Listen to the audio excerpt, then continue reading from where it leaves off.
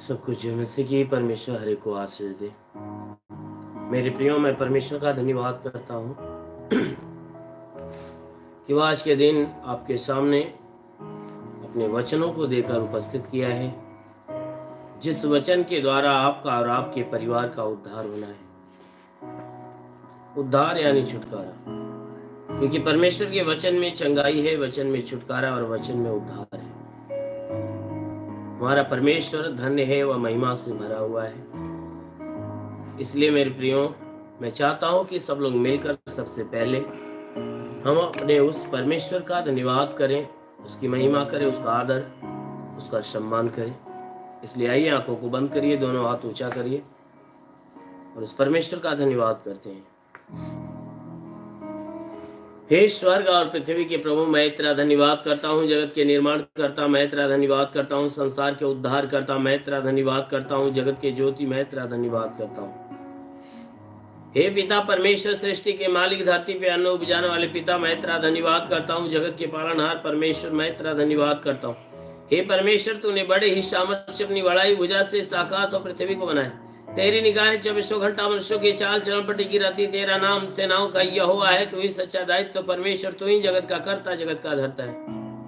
हे परमेश्वर, तो पूर्वजों के अधर्म के पाप का बदला उसके बाद उसके वंशज के लोगों को देता है और हर एक के चाल चलन के अनुसार, उसके कर्म के अनुसार उसके फल को देता है। ओ मेरे महान पराक्रमी परमेश्वर, सेनाओं के यहोवा, तू अपने पवित्र तेजस्वी सामर्थ्य बलवंत हाथों को नीचे बढ़ा, ताकि तेरे पवित्र सेवक यीशु के नाम से हर एक के जीवन में अद्भुत चिन्ह और चमत्कार प्रकट होने पाए। क्योंकि परमेश्वर तू महान है, तू सर्वशक्तिमान है, तू दयालु, दया का सागर, प्रेम का सागर, मुक्ति के दाता, क्षमा के दाता, शांति के दाता, तू हजारों पे करुणा बरसाता है। ओ मेरे महान पराक्रमी परमेश्वर, सेनाओं के यहोवा, मैं तेरा कोटि कोटि धन्यवाद करता हूँ। तेरा कोटि कोटि धन्यवाद।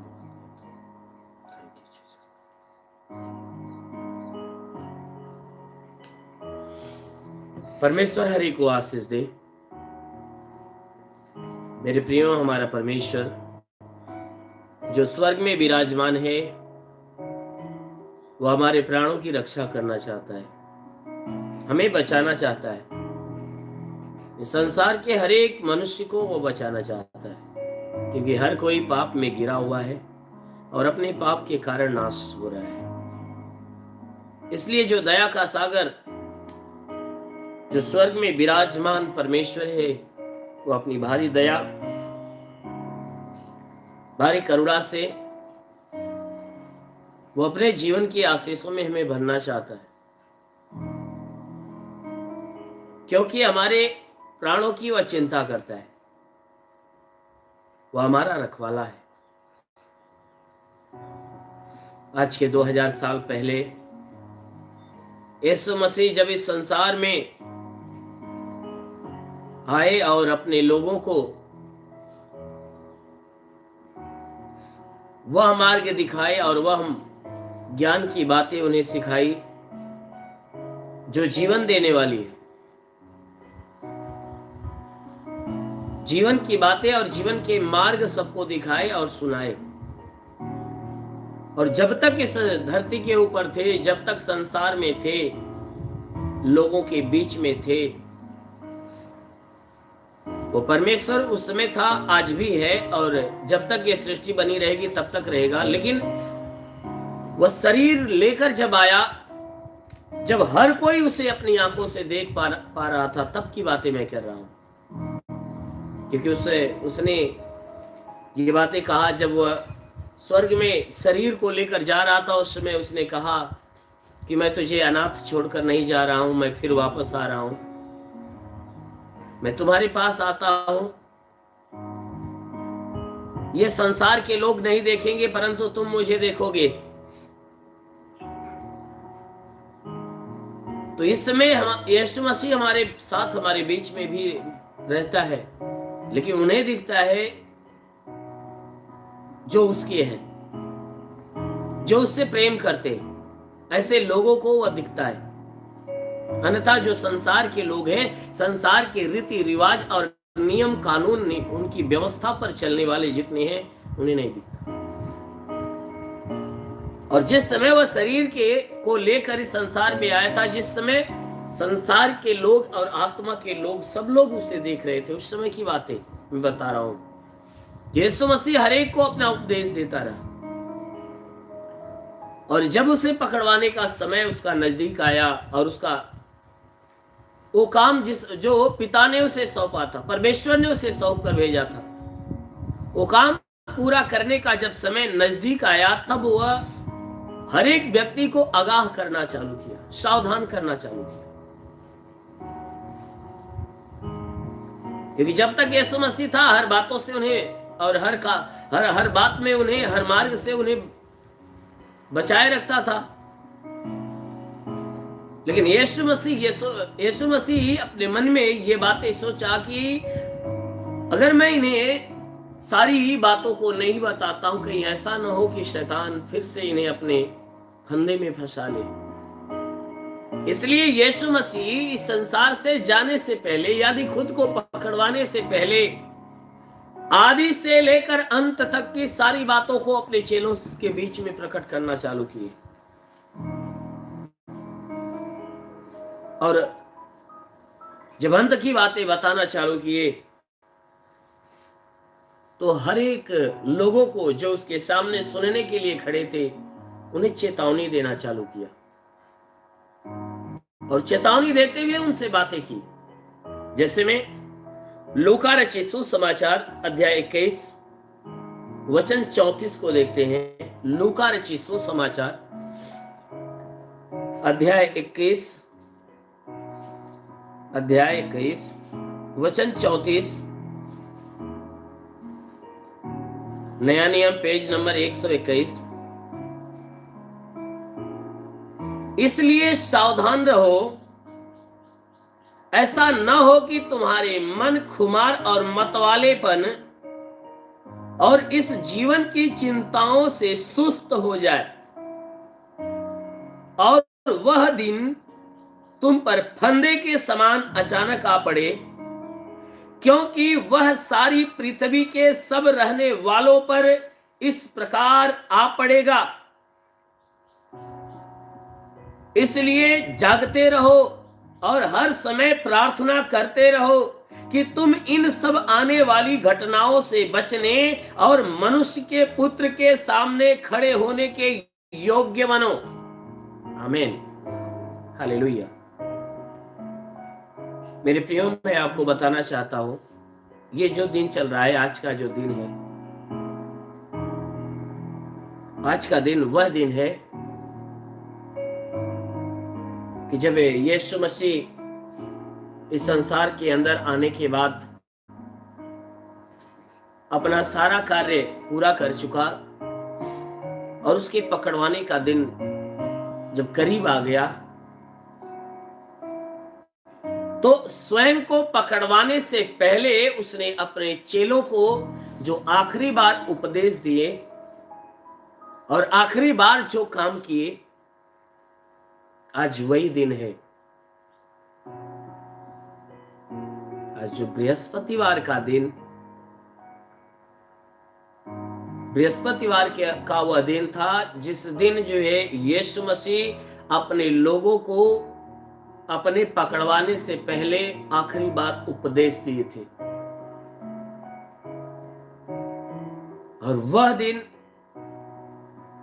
उस दिन को जो यीशु मसीह ने अपने पकड़वाने से पहले अपने चेलों के साथ, जो भी उनके साथ रहकर जो भी काम किया था, उन सारे कामों को, उन सारी बातों को जितने उससे प्रेम करने वाले, यीशु मसीह से प्रेम करने वाले आज के समय में हैं, वे लोग क्या करते हैं, आज के दिन उन सारी बातों को याद करते हैं, उन सारे कामों को याद करते हैं, उन सारे कामों को याद करते हैं। यीशु मसीह के उपदेश को भी याद करते हैं और यीशु मसीह ने क्या किया था अपने चेलों के साथ आखिरी बार और क्या कहा था, उन सारी बातों को याद करते हैं। तो याद करने का मतलब ये थोड़ी है कि हम आज यीशु मसीह ने जो किया, क्योंकि बहुत से उपदेशक ऐसे हैं जो इन बातों का बड़ा गलत निर्णय निकालते हैं और गलत बातें भी बोलते हैं। परमेश्वर उन्हें क्षमा करे, क्योंकि बहुत से ऐसे हैं जो इन बातों से नफरत करते हैं और कहते हैं कि देखो, बहुत से ऐसे लोग हैं क्या करते हैं, यीशु को हर साल पकड़वाते हैं, हर साल सूली पे चढ़ाते हैं, हर साल गाड़ते हैं और हर साल जिंदा कर देते हैं। मेरे प्रियो, ऐसी बातें नहीं है। हाँ, जो उस घटना को एक ड्रामा के रूप में करता है, उसमें से बहुत सी कलीसियाओं में क्या होता है कि उन सारी घटनाओं का नाटक आपस में लोग करके लोगों को दिखाते हैं कि हमारा यीशु मसीह ऐसे पकड़ा गया था और ऐसे पकड़ने के बाद उसके साथ ऐसी ऐसी मार पड़ी थी, ऐसे वो अपने कंधे पे क्रूस लेकर चला था और ऐसे उसके बदन पे कोड़े की मार पड़ी थी और ऐसे वह क्रूस पे लटकाया गया, दफनाया गया और ऐसे वह जिंदा हुआ। यानी लोग ऐसा करके दिखाते हैं ताकि लोग देखकर जान जाए। तो वो भी जो करते हैं वह गलत नहीं है, वह लोगों को दिखाने के लिए करते हैं कि लोग इन बातों को देखकर जान जाए कि यीशु मसीह के साथ ऐसा ऐसा काम हुआ, यीशु ने ऐसा किया। तो जिन समयों में यीशु मसीह के साथ ऐसी घटना घटी थी, वह यही समय था, लगभग यही समय था। इसलिए इन दिनों में हम उस दिन को याद करते हैं कि जिस दिन प्रभु के साथ जो भी काम हुआ था।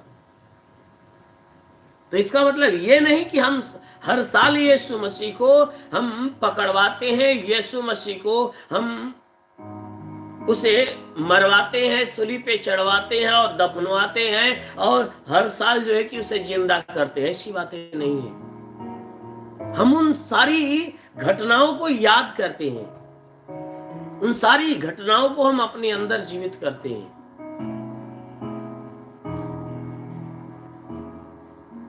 उन सारी चीजों को जीवित करते हैं। तो जिस दिन यीशु मसीह अपने चेलों को उपदेश दिया था वो आज का ये बृहस्पतिवार का दिन था। इसलिए आज के दिन हम क्या करते हैं कि यीशु मसीह ने जो अपने पकड़वाने से पहले जो बातें अपने चेलों से कही थी और जो जो काम किया था, हम उस चीज को याद करके एक दूसरे के बीच में वो बातें प्रकट करते हैं, हम बातचीत करते हैं कि यीशु मसीह आज के दिन ऐसा ऐसा किया था और ऐसा ऐसा कहा था, और स्वयं के पकड़वाने से पहले उसने ऐसा ऐसा उपदेश दिया था। और ये वही उपदेश है जब यीशु मसीह स्वयं के पकड़वाने से पहले, यानी जब पकड़वाने वाला दिन नजदीक आ गया, उसके पहले का जो उपदेश है, ये वही उपदेश है जो आप अभी सुन रहे हो, जो लूका के अध्याय 21 का 34 है। यीशु मसीह ने अपने लोगों को सावधान किया, कहा इसलिए सावधान रहो, ऐसा ना हो कि तुम्हारे मन खुमार और मतवालेपन और इस जीवन के चिंताओं से सुस्त हो जाए। कह रहा है तुम सावधान हो जाओ इन सारी चीजों से, कि कहीं ऐसा ना हो कि तुम्हारा मन इस संसार के अभिलाषाओं की तरफ खींचता हुआ जाए, और संसार के अंदर जो शैतान का राज्य है और जितने लोग शैतान के फंदे में फंसे हुए हैं, और जितने शैतान के फंदे में फंसे हुए लोग जो शैतान के मर्जी के अनुसार काम करते हैं, कहीं ऐसा ना हो कि तुम भी उनके फंदे में फंसकर उनके समान काम करने लगो।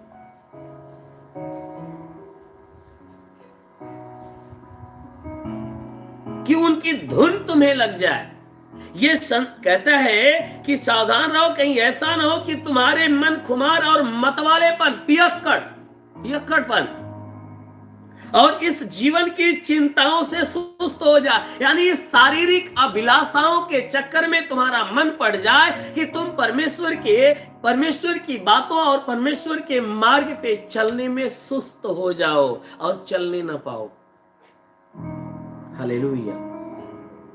क्योंकि जब कोई व्यक्ति कोई काम करता है या किसी मार्ग पे चलता है और चलते चलते जब थक जाता है तो उसके शरीर में आलस और सुस्तियां आ जाती है और वह एक जगह बैठकर आराम करना चाहता है, और जब बैठ जाता है आराम करने के लिए तो सो जाता है, और बहुत गहरी नींद में जब सो जाता है तो जब तक उसको अपने मंजिल में पहुंचना होता है वह मंजिल पे पहुंच नहीं पाता।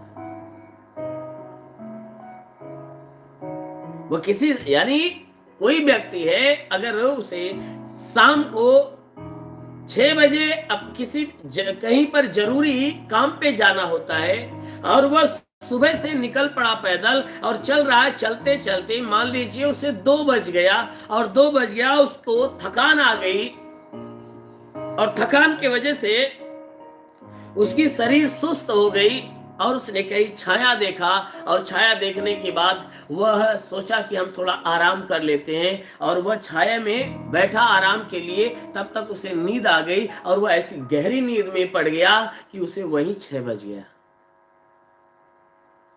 जब वहीं पे 6 बज गया तो भाई उसकी मंजिल जहां पहुंचना था, जिस समय पहुंचना था, वह नहीं पहुंचा, वो अपनी मंजिल पे नहीं पहुंच पाया। क्यों? क्योंकि उसके शरीर थकान के कारण सुस्तियों में आ गई, और वह सुस्तियों में आकर वह आराम करना, यानी शरीर को आराम देना चाहा, और शरीर ने ऐसा आराम ले लिया कि उसकी मंजिल को उससे अलग कर दिया। ठीक उसी प्रकार यहां वचन कह रही है कि इन बातों से, उस आराम से तुम सावधान रहना कि कहीं ऐसा ना हो कि ये संसार का खुमार और मतवालापन और इस जीवन की चिंताओं से तुम सुस्त हो जाओ। क्योंकि शारीरिक जीवन की जो चिंताएं हैं वो इस बात की चिंताएं हैं कि जो शरीर को सुख देती है, रोटी कपड़ा मकान, इससे जीवन की चिंता, इस शरीर की जो चिंता है वह क्या है कि भाई रोटी के लिए है, कपड़े के लिए होती है और मकान के लिए होती है, बैंक बैलेंस के लिए होती है। तो यहां वचन कह रही है कि इस जीवन की चिंताओं से तुम सुस्त न हो जाओ। जो जीवन की चिंताएं तुम्हें सुस्त न कर दे, कहीं ऐसा न हो। इसलिए प्रभु कहता है तुम सावधान रहो, और कह रहा है कि वह दिन तुम पर फंदे के समान अचानक आ पड़े।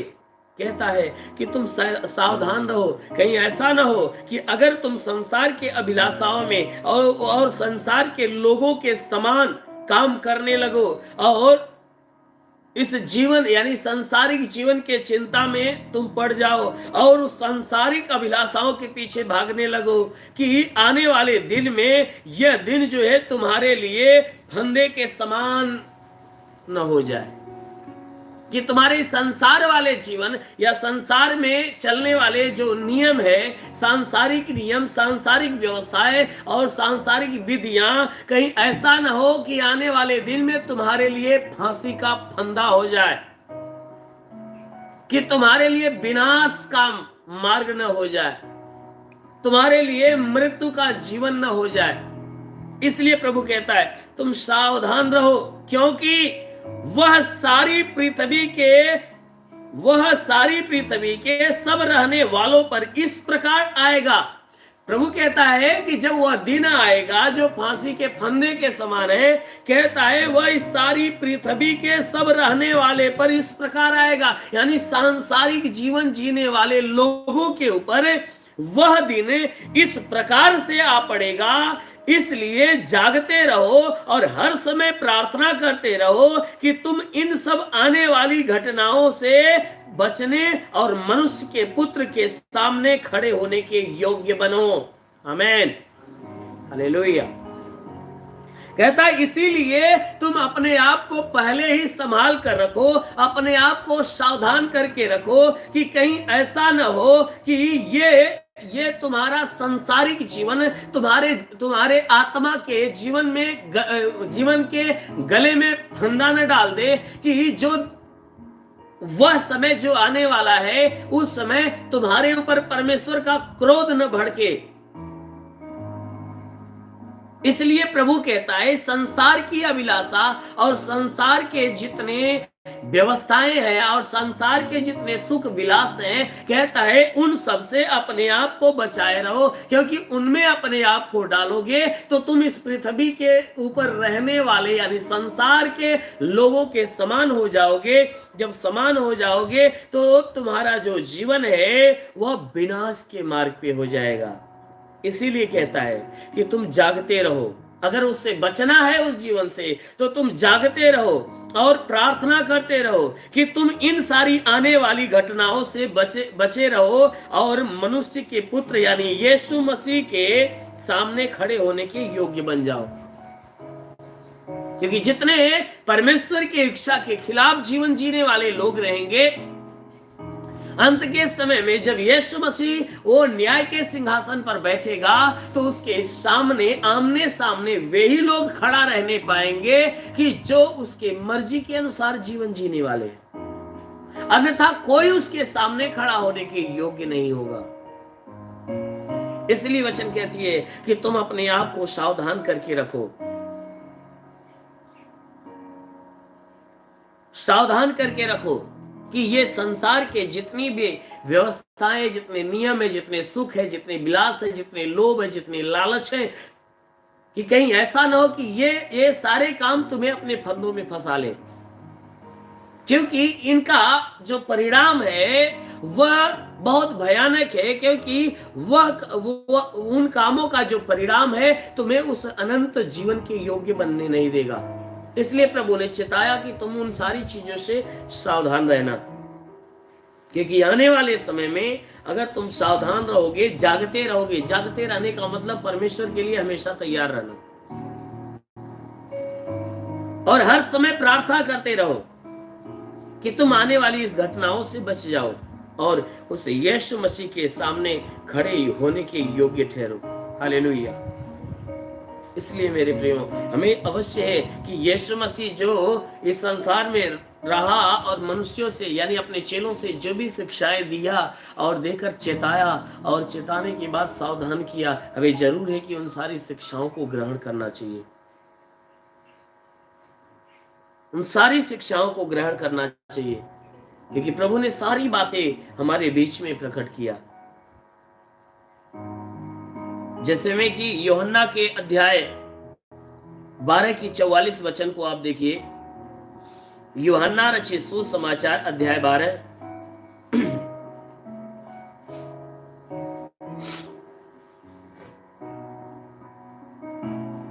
वचन 44, पेज नंबर 151 ये वचन कह रही है, यीशु ने पुकार कर कहा, जो मुझ पर विश्वास करता है वह मुझ पर नहीं वरन मेरे भेजने वाले पर विश्वास करता है, और जो मुझे देखता है वह मेरे भेजने वाले को देखता है। मैं जगत में ज्योति होकर आया हूं ताकि जो कोई मुझ पर विश्वास करे वह अंधकार में न रहे। यदि कोई मेरी बातें सुनकर न माने तो मैं उसे दोषी नहीं ठहराता, क्योंकि मैं जगत को दोषी ठहराने के लिए नहीं परंतु जगत का उद्धार करने आया हूं। आमीन, हालेलुया। यीशु मसीह अपनी सारी पहचान को लोगों के बीच में रखा। यीशु मसीह अपने सारी पहचान को, अपने आप को उनके सामने अपने वचन के माध्यम से प्रकट किया कि लोग जाने और जानने के बाद विश्वास रखें और विश्वास के द्वारा क्या करें, अनंत जीवन के लायक बने। यीशु मसीह उन्हें एक बात और समझाया और उन्हें कहा कि देखो, तुम में से जो कोई मनुष्य मुझ पे विश्वास करता है, तुम में से जो कोई मनुष्य मुझ पे विश्वास करता है, यीशु मसीह ने कहा ये मत समझे कि वह सिर्फ मेरे ऊपर विश्वास कर रहा है। यीशु ने कहा, जो कोई मुझ पर विश्वास करता है सिर्फ मुझ पर ही नहीं वरन मेरे भेजने वाले के ऊपर विश्वास करता है। यीशु ने कहा कि अगर तुम मेरे ऊपर विश्वास करते हो तो ये मत जानना कि सिर्फ मेरे ऊपर तुम्हारा विश्वास है, क्योंकि अगर मेरे ऊपर विश्वास कर लिया तो तुम्हारा विश्वास परमेश्वर के ऊपर भी हो गया। कहा उसका विश्वास परमेश्वर के पास तक पहुंचा। कह रहा है कि और जो मुझे देखता है वह मेरे भेजने वाले को देखता है, क्योंकि बता रहा है, कह रहा है कि जो मेरी बातें तुम सुनकर मेरे ऊपर विश्वास करते हो ना, ये समझ जाओ कि तुम परमेश्वर के ऊपर विश्वास कर रहे हो, क्योंकि जो कोई तुम में से जो कोई मुझे देखता है, ये मत समझना कि तुम मुझे देखते हो। जो कोई मुझे देखता है वह मेरे भेजने वाले को देखता है। हालेलुया। यीशु मसीह अपनी सच्ची पहचान को बताना चालू किया कि भाई अगर तुम परमेश्वर को देखना चाहते हो तो ये समझ लो कि जो तुम मुझे देखते हो ना, तुम परमेश्वर को देखते हो। और जो तुम मेरी बातें सुनते हो ये और सुनकर जो विश्वास करते हो, ये मत समझना कि किसी मनुष्य के ऊपर तुम विश्वास करते हो, तुम मुझ पर नहीं वरन मेरे भेजने वाले अर्थात परमेश्वर के ऊपर विश्वास करते हो। क्यों? क्योंकि यीशु ने कहा कि मैं जगत में ज्योति होकर आया हूं। मैं जगत में जो आया हूं ना, जगत में ज्योति बनकर आया हूं, इसलिए कि जगत को प्रकाश दो। क्योंकि जगत में जो पाप रूपी अंधकार सबको घेर कर रखा है और हर कोई इस पाप के अंधकार में फंसे हुए हैं। यीशु कहता है मैं इस संसार में ज्योति होकर आया हूं ताकि जितने अंधकार में हैं उन्हें प्रकाश में ले सकूं। आमीन, हालेलुया। इसलिए यीशु ने कहा कि मैं जगत में ज्योति होकर आया हूं ताकि जो कोई मुझ पर विश्वास करे वह अंधकार में न रहे। कहा कि जो कोई तुम में से मुझ पर विश्वास करेगा वह अंधकार में नहीं होगा, वह पाप में नहीं होगा, उसके ऊपर पाप के दंड नहीं होंगे, उस पे दंड की आज्ञा नहीं दी जाएगी, परंतु वो अंधकार का कोई असर उसके ऊपर नहीं होगा, क्योंकि वह ज्योति की संतान बन जाएगा, वह प्रकाश में हो जाएगा। इसलिए यीशु ने कहा कि यदि कोई मेरी बातें सुनकर न माने तो मैं उसे दोषी नहीं ठहराता, क्योंकि मैं जगत को दोषी ठहराने नहीं परंतु जगत का उद्धार करने आया। हालेलुया। यीशु मसीह ने कहा कि यदि कोई मेरी बातें सुनकर नहीं मानता है, कहता है तुम में से अगर कोई मेरी बात जो मैं बोलता हूं, अगर उस बातों को सुनकर विश्वास नहीं करता, मेरी बातों पे अगर मेरी बात को नहीं मानता, तो मैं उसे दोषी भी नहीं ठहराऊंगा। मैं दोषी नहीं ठहराऊंगा कि ये नहीं सुन रहा है, क्योंकि यीशु मसीह कहता है कि मैं इस संसार में, इस जगत में किसी को दोष लगाने के लिए नहीं, दोषीदार ठहराने के लिए नहीं, परंतु इस संसार और संसार के जितने लोग हैं मैं उनका उद्धार करने आया। इसलिए ये बातें तुम्हें सुनाता हूं। अगर तुम मेरी बातों पे विश्वास करोगे तो अवश्य है कि तुम्हारा उद्धार होगा, क्योंकि मैं इस जगत में किसी को दोषी ठहराने के लिए नहीं परंतु जगत का उद्धार करने के लिए आया। इसलिए यीशु मसीह अपनी सारी सफाई अपने लोगों के सामने दे रहा था कि देखो तुम मुझे देखते हो ना, ये समझ लो कि मेरे भेजने वाले को देख रहे हो। जो मेरी बातें सुनकर मुझ पे विश्वास करते हो ना, ये समझ जाओ कि तुम परमेश्वर पे विश्वास करते हो, क्योंकि वह परमेश्वर ने यहाँ पे हमें अंधकार से दूर करने वाला बनाकर भेजा है। वह अंधकार को दूर करने वाला बनाकर भेजा है। इसलिए मैं तुमसे कहता हूं कि संसार में दोषी ठहराने के लिए नहीं आया। भाई जो मेरी बातें सुनकर नहीं मानता वह मेरे पास नहीं आता, अर्थात ज्योति में नहीं आना चाहता। मेरी बातें सुनकर जो मेरी ज्योति, मेरे प्रकाश में नहीं आना चाहता परंतु अंधकार के तरफ ही भाग रहा है, पाप के तरफ ही भाग रहा है, तो कह रहा है मैं उसे दोषी नहीं ठहराऊंगा, क्योंकि जगत में मैं उसको दोषी नहीं परंतु जितने अंधकार में खोए हुए लोग हैं मैं उन्हें ढूंढने और उनका उद्धार करने आया।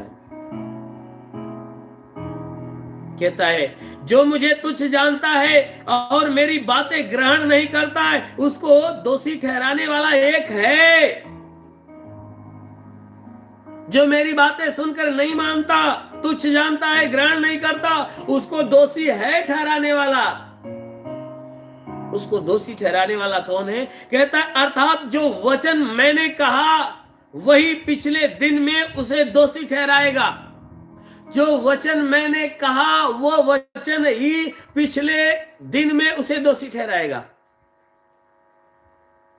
कौन सा वचन? जो अभी आपने सुना कि यीशु ने कहा मैं जगत को दोषी ठहराने के लिए नहीं, जगत का उद्धार करने के लिए आया हूं।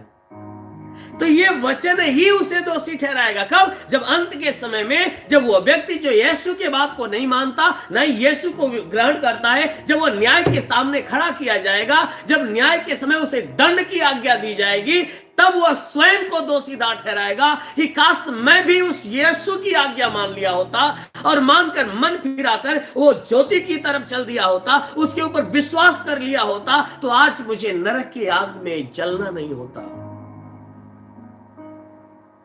कहता उस समय मेरी वचन ही उसे दोषी ठहराएगी कि यीशु ने तो मुझसे कहा था कि तू मेरे तरफ आ, मुझ पे विश्वास कर, लेकिन मैंने नहीं विश्वास किया। स्वयं वह मनुष्य अपने आप को दोषी ठहराएगा और वह तो अपने आप को दोषी ठहराएगा, लेकिन जब वहां उस समय खड़ा होगा तो न्याय के समय पे न्याय सिंहासन पर बैठने वाला कोई और नहीं, यीशु मसीह ही है। लेकिन वहां न्याय सिंहासन पे अभी जब यीशु मसीह संसार में था तो वह दयावंत था, करुणा निधान था, क्षमा का दाता था। लेकिन जब न्याय सिंहासन पे बैठ जाएगा तो वह क्षमा का दाता, करुणा निधान नहीं होगा, तब वह न्यायकर्ता हो जाएगा। इसलिए उस रूप को उसने अलग बातें कह के बोला कि भाई जब वहां पे मनुष्य सौंपा जाएगा तो वह न्याय सिंहासन पर बैठने वाला जो होगा ना, वह उन्हें दोषी ठहराएगा।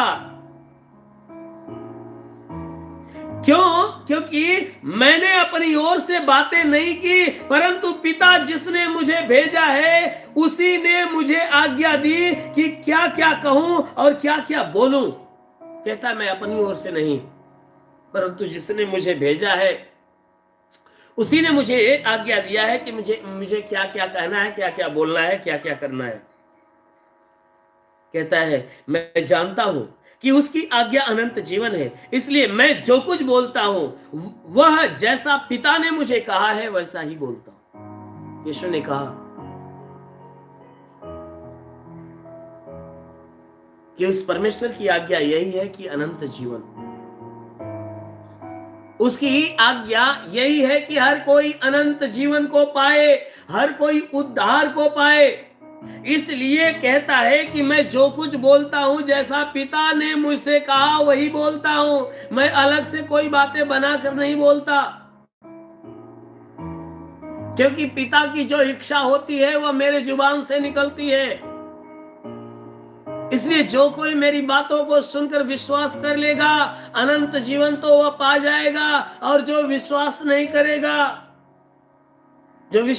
करेगा, नहीं ग्रहण करेगा, नहीं मानेगा, मैं दोषी नहीं ठहराता, परंतु जब न्याय के सामने वह सौंपा जाएगा तो मेरी वचन ही उसे दोषी ठहराएगी कि वह याद करेगा, अरे यीशु ने कहा, काश मैं यीशु की बात मान लिया होता तो आज मैं दोषीदार नहीं ठहरता। क्योंकि आज मुझ पे दोष लगाया जा रहा है कि मैं पापी हूं, मैं स्वर्ग के लायक नहीं हूं, मुझ पे दोष लगाया जा रहा है। यीशु मसीह अपनी सारी बातें अपने चेलों से कहा कि तुम मुझ पे विश्वास करो कि मैं तुम्हारे लिए ही आया हूं, तुम्हें अंधकार से प्रकाश में ले जाने के लिए, तुम्हें ढूंढकर तुम्हारे जीवन का उद्धार करने के लिए, तुम्हारे पापों की क्षमा देने के लिए, तुम्हें जीवन देने के लिए, तुम्हारा उद्धार करने के लिए आया हूं। ये सारी बातें यीशु मसीह अपने चेलों से कह लिया।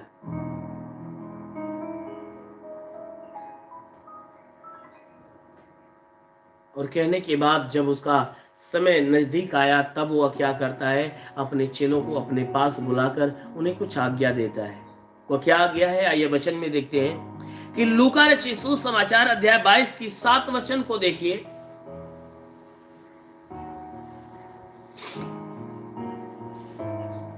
पेज नंबर 122, लूका रचित सुसमाचार अध्याय 22 वचन 7 को देखिए।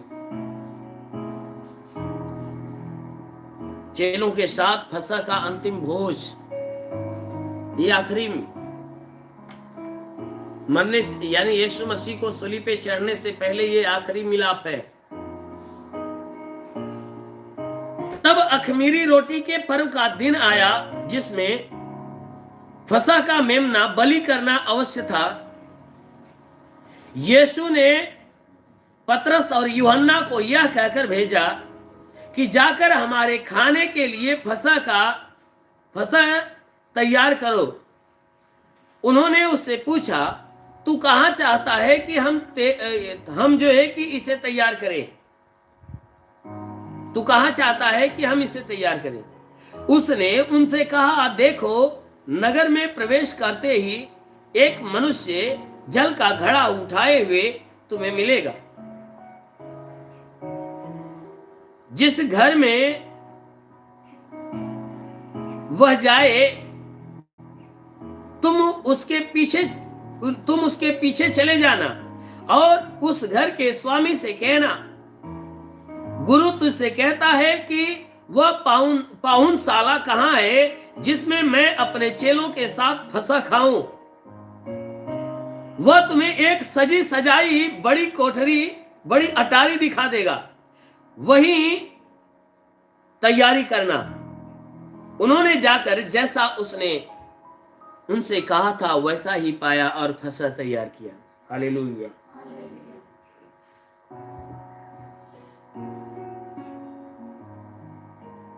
जब यीशु मसीह के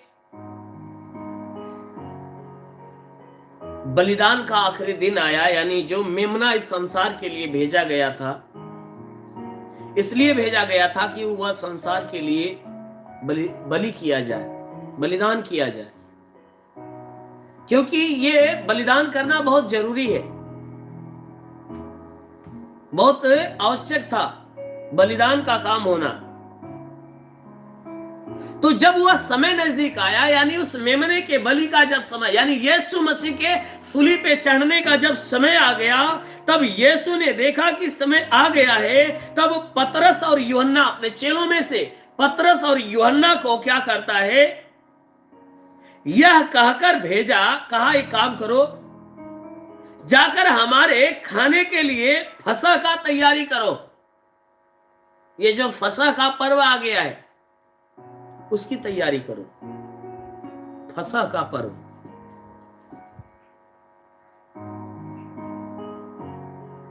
उस समय लोग फसह का पर्व मनाते थे, और यह पर्व तभी मनाया जाता था जो साल की पहली फसल कटती थी। साल की जब पहली उपज, उसी समय ये पर्व मनाया जाता था, और उसी पर्व को यीशु मसीह अपने चेलों के साथ मनाया, उसे खाया पिया। उसके बाद तुरंत वह बलि हो गया। जैसे इस समय आप देखते हो हमारे यहाँ उत्तर प्रदेश के अंदर और गाजीपुर जिले की बातें मैं बता रहा हूं, अन्य प्रांतों में अलग अलग फसलें होती है मौसम के हिसाब से, और यहाँ जो इस साल की पहली उपज है, जो गेहूं बोया जाता है और तमाम तरह की फसलें हैं, और जब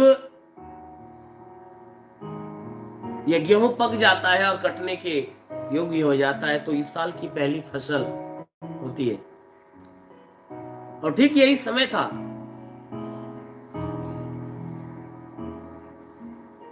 क्योंकि जब पहली फसल कटती है उसी समय फसह का पर्व मनाया जाता है। और यीशु मसीह भी इन्हीं समयों में अपने चेलों को बुलाया, और बुलाने के बाद भेजा कि जाकर हमारे फसह की तैयारी करो। तब उसके चेलों ने पूछा कि हे प्रभु, तू कहां चाहता है कि हम तेरी तैयारी करें? क्योंकि भाई कोई एक जगह तो अड्डा ठिकाना है ही नहीं, तो हम कहां तैयार करें? यीशु से लोगों ने पूछा कि गुरु मुझे बता कि हम इस पर्व की तैयारी कहां पर करें। तब यीशु मसीह देखो सारी बातें बताता है, जो ना ही उस व्यक्ति से मिला था, ना ही उसके घर पे गया। अपने चेलों को क्या आज्ञा देता है? कहा देखो, तुम नगर में प्रवेश करते ही, जो नगर सामने है, इस नगर में प्रवेश करते ही तुम्हें एक मनुष्य मिलेगा। अब देखो यीशु वहां पर गया भी नहीं था, उस मनुष्य से मिला भी नहीं था, लेकिन अपने चेलों को क्या आज्ञा दे रहा है कि जब तुम नगर में प्रवेश करना चालू करोगे तो एक मनुष्य जल का घड़ा उठाए हुए तुम्हें मिलेगा। एक घड़ा लिए रहेगा, उस घड़े में पानी भर के वो अपने घर लेकर जाते हुए मिलेगा। कहा कि जब तुम नगर के पास पहुंचोगे तो एक आदमी तुम्हें घड़ा उठाए हुए, जो उस घड़े में पानी भरकर वो घर ले जाता हुआ मिलेगा। तो यीशु ने कहा कि तुम एक काम करना कि जिस घर पर वह जाए तुम उसके पीछे पीछे जाना। वो आदमी मिलेगा ना, तो उससे कुछ बात मत करना, बल्कि वह जहां जाएगा उसके पीछे पीछे जाना। और जिस घर में वह जाए तुम उसके पीछे चले जाना, उसी घर में तुम भी जाना। उस घर का जब स्वामी मिलेगा ना, तो उस घर के स्वामी से तू कहना कि जो हमारा गुरु, हमारा यीशु मसीह है,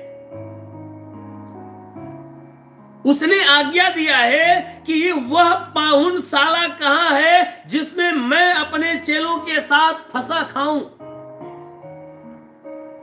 कहता है भैया तुम जाओ, उस आदमी के पीछे पीछे चले जाना और उसके घर में घुस जाना, और घर में घुसने के बाद जो घर का स्वामी होगा उससे जाकर बस कहना कि बताओ वो मेहमान जहां पर रुकते हैं, जिस घर में, वो घर कहां है, क्योंकि हमारा गुरु ने कहा है उसमें फसह खाने की बातें की है।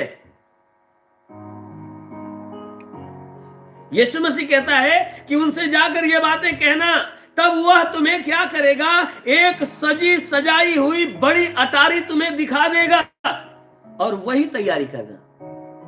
कहता है जब तुम उससे कहोगे ना, वह तुम्हें क्या करेगा, बढ़िया सा सजाया हुआ एक घर तुम्हें देगा, कोठरी दे देगा, जो साफ सुथरा करके वह सजा सजाया रहेगा, और वहीं पे मेरे फसह की तैयारी करना।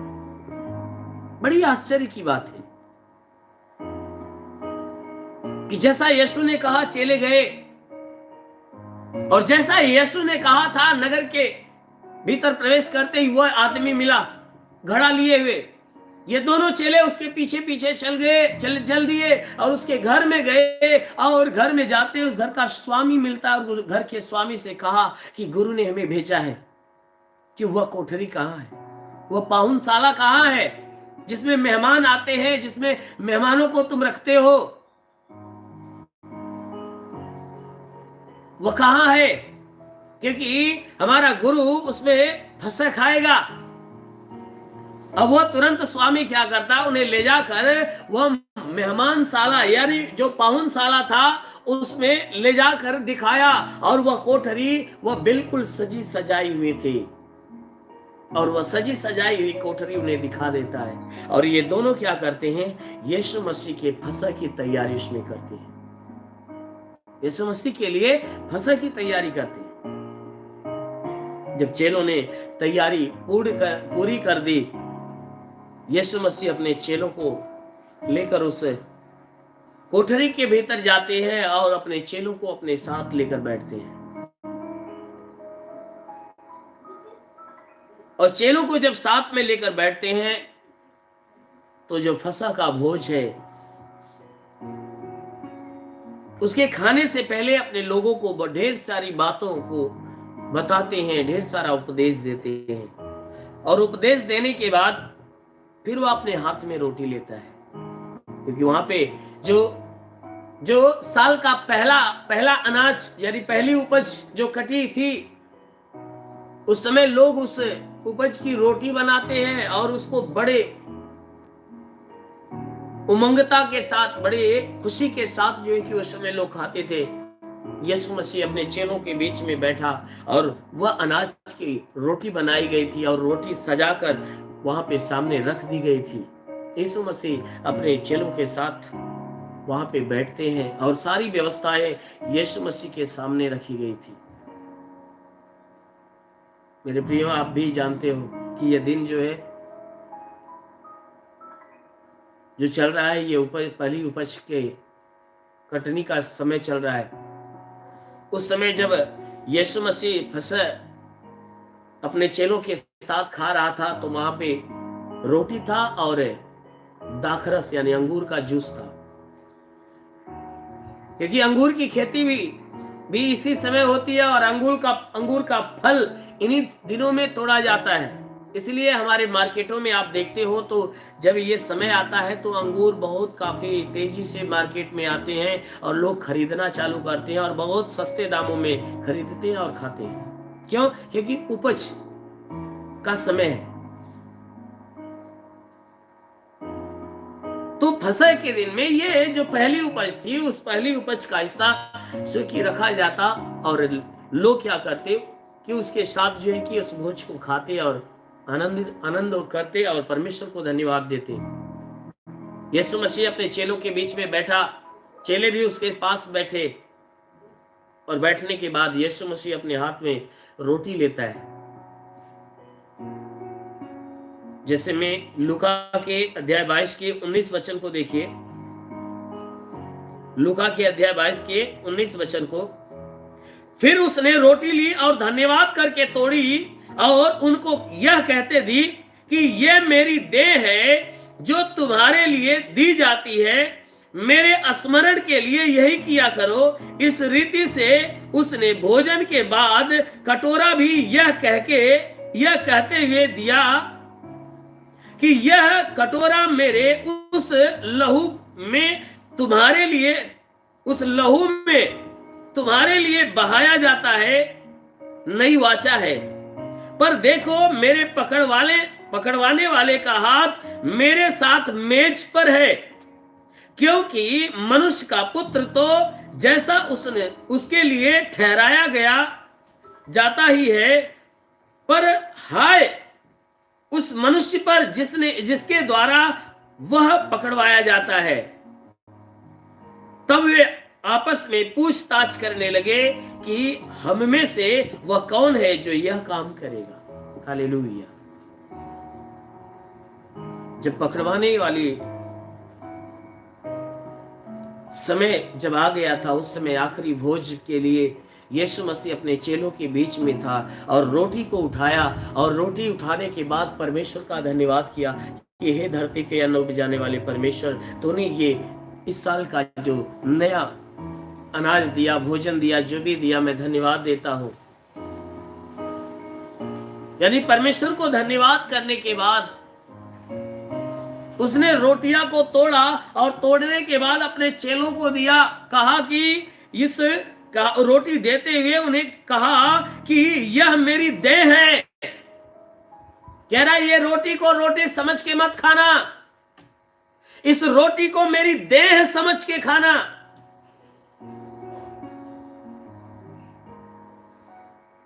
क्योंकि ये जो मैं तुम्हें देता हूं, ये तुम ग्रहण करना, मेरी देह समझ के ग्रहण करना, क्योंकि ये तुम्हारे लिए दी जाती है और मेरे स्मरण के लिए यही किया करो।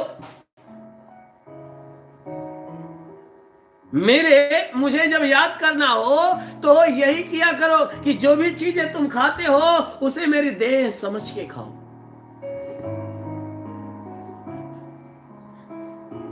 कहता है इसी रीत से उसने भोजन के बाद कटोरा लिया जिसमें अंगूर का जूस भरा हुआ था।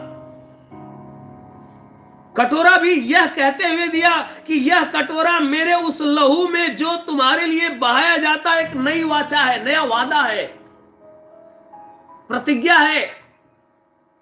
ये जो कटोरा है,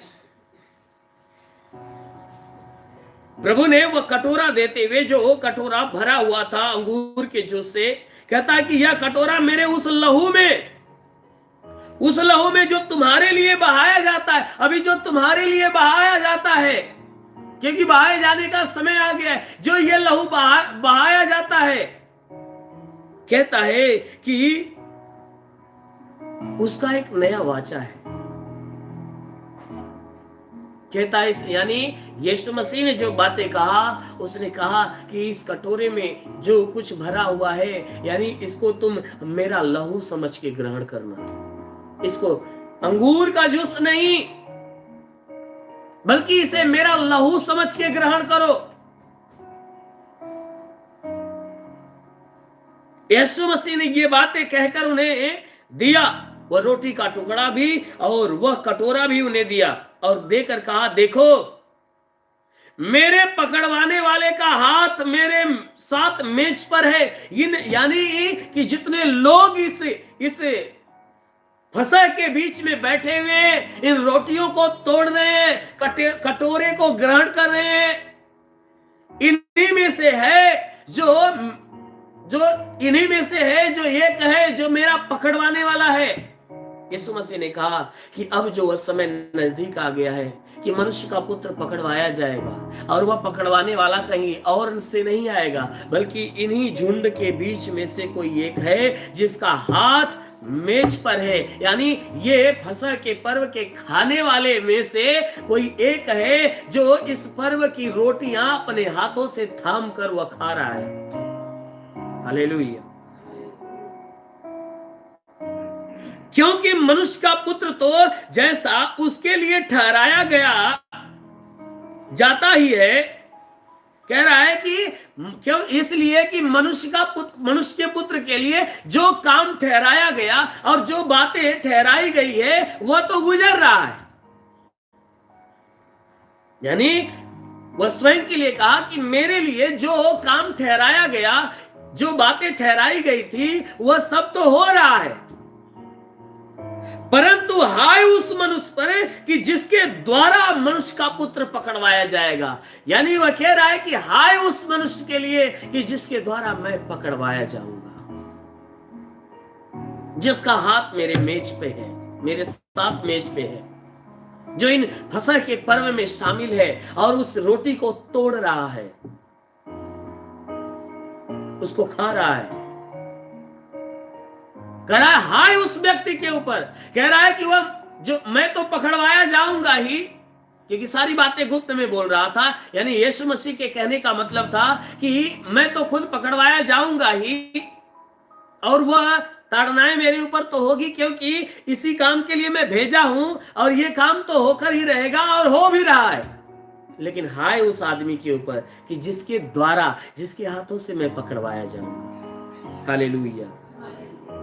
जब ये बातें यीशु मसीह अपने चेलों से कहा, चेले डर गए, अवाक हो गए और सब के सब यीशु से पूछने लगे, हे प्रभु क्या मैं हूं? लोग प्रभु से पूछने लगे, हे प्रभु क्या मैं हूं?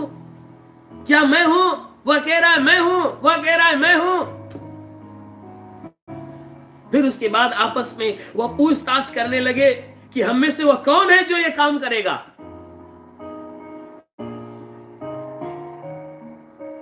वो आपस में वाद विवाद करने लगे कि वह कौन ऐसा है जो ऐसा काम करेगा। लेकिन यीशु मसीह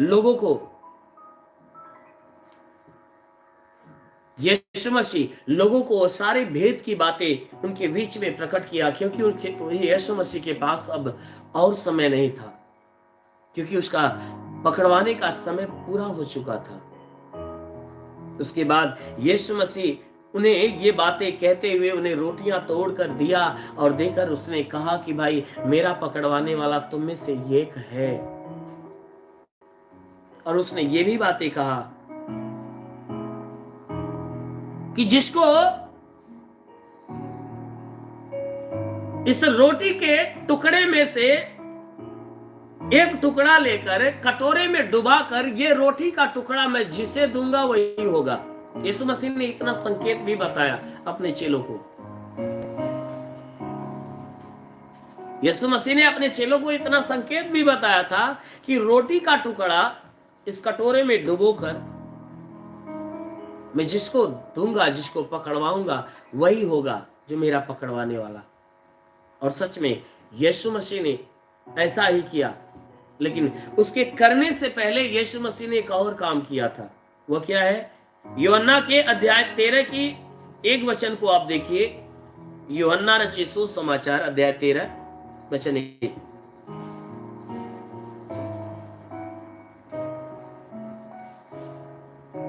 पेज नंबर 151।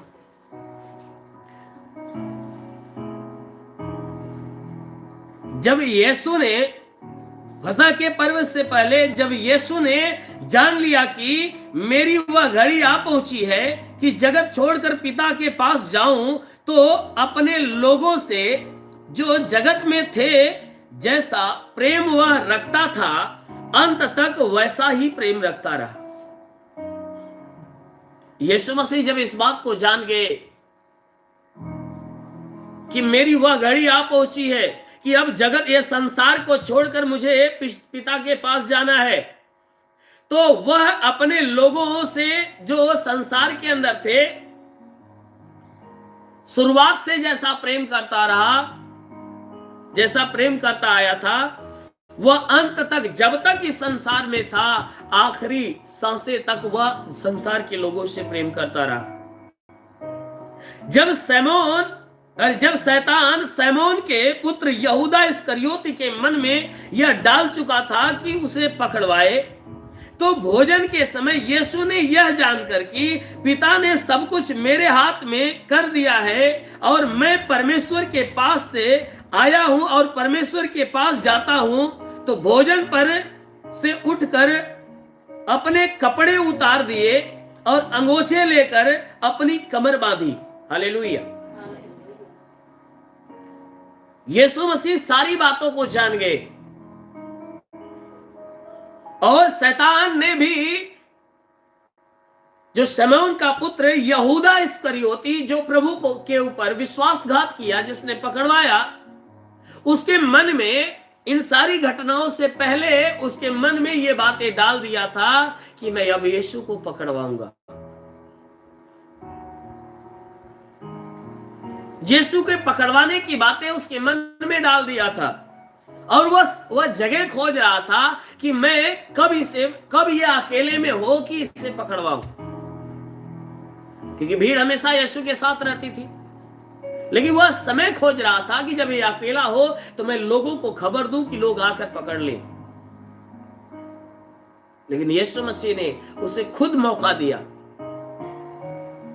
जो और जगह पे, क्योंकि मैं सारी बातों को संक्षेप में आपको सारा वर्णन बता रहा हूं, अगर विधिवत खोला जाए तो काफी व्याख्याएं इसकी होगी। क्योंकि यीशु मसीह उस समय अपने चेलों को संकेत दिया था कि रोटी का टुकड़ा जिसको मैं थमाऊंगा वही होगा। तो जब यीशु मसीह ने रोटी का टुकड़ा यहूदा इस्करियोत को थमाया न, उस रोटी के टुकड़े के साथ ही शैतान उसके अंदर प्रवेश किया। रोटी के टुकड़े के साथ ही शैतान उस यहूदा इस्करियोती के भीतर प्रवेश किया और उसके मन में ये घात वाली बातें, यानी ये पकड़वाने वाली बातें उत्पन्न कर दिया।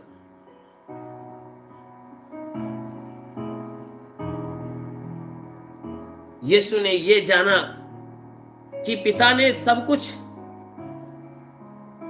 उसके हाथ में कर दिया, यीशु मसीह के हाथ में सारा कुछ कर दिया है कि भाई कब पकड़वाना है, कब नहीं, क्या करना, सारा अधिकार उसको दे दिया था, यीशु मसीह को मिल गया था। वही वचन यहां पे लिखी गई है कि यीशु ने यह जानकर कि पिता ने सब कुछ मेरे हाथ में कर दिया है और मैं परमेश्वर के पास से आया हूं और परमेश्वर के पास जाता हूं, तो भोजन पर से उठकर अपने ऊपरी कपड़े उतार दिए। जो वह कपड़े पहना हुआ था उसने क्या किया, जहां भोजन के लिए बैठा हुआ था वह खड़ा हुआ और खड़ा होने के बाद अपने शरीर का जो कपड़ा था वह उतार दिया और एक अंगोछा, एक गमछा अपने कमर में बांध लिया। तब एक बर्तन लिया जिसमें पानी भरा और पानी भर कर अपने चेलों के पैरों पर बैठ गया और अपने चेलों के पांव को धोना चालू किया और अपने चेलों के पैरों को पानी से धोता और अपने कमर में बंधी हुई अंगूठे से उनके पैरों को पोंछना चालू किया। अब चेले हैरान हो गए कि अरे हमारा गुरु ये क्या कर रहा है, ये तो बड़ी अजीब की बात है, ये हमारा पैर धो रहा है। सब अवाक हो गए, एक दूसरे का मुंह देखने लगे, अरे हमारे गुरु को हो क्या गया, ये क्या कर रहे हैं।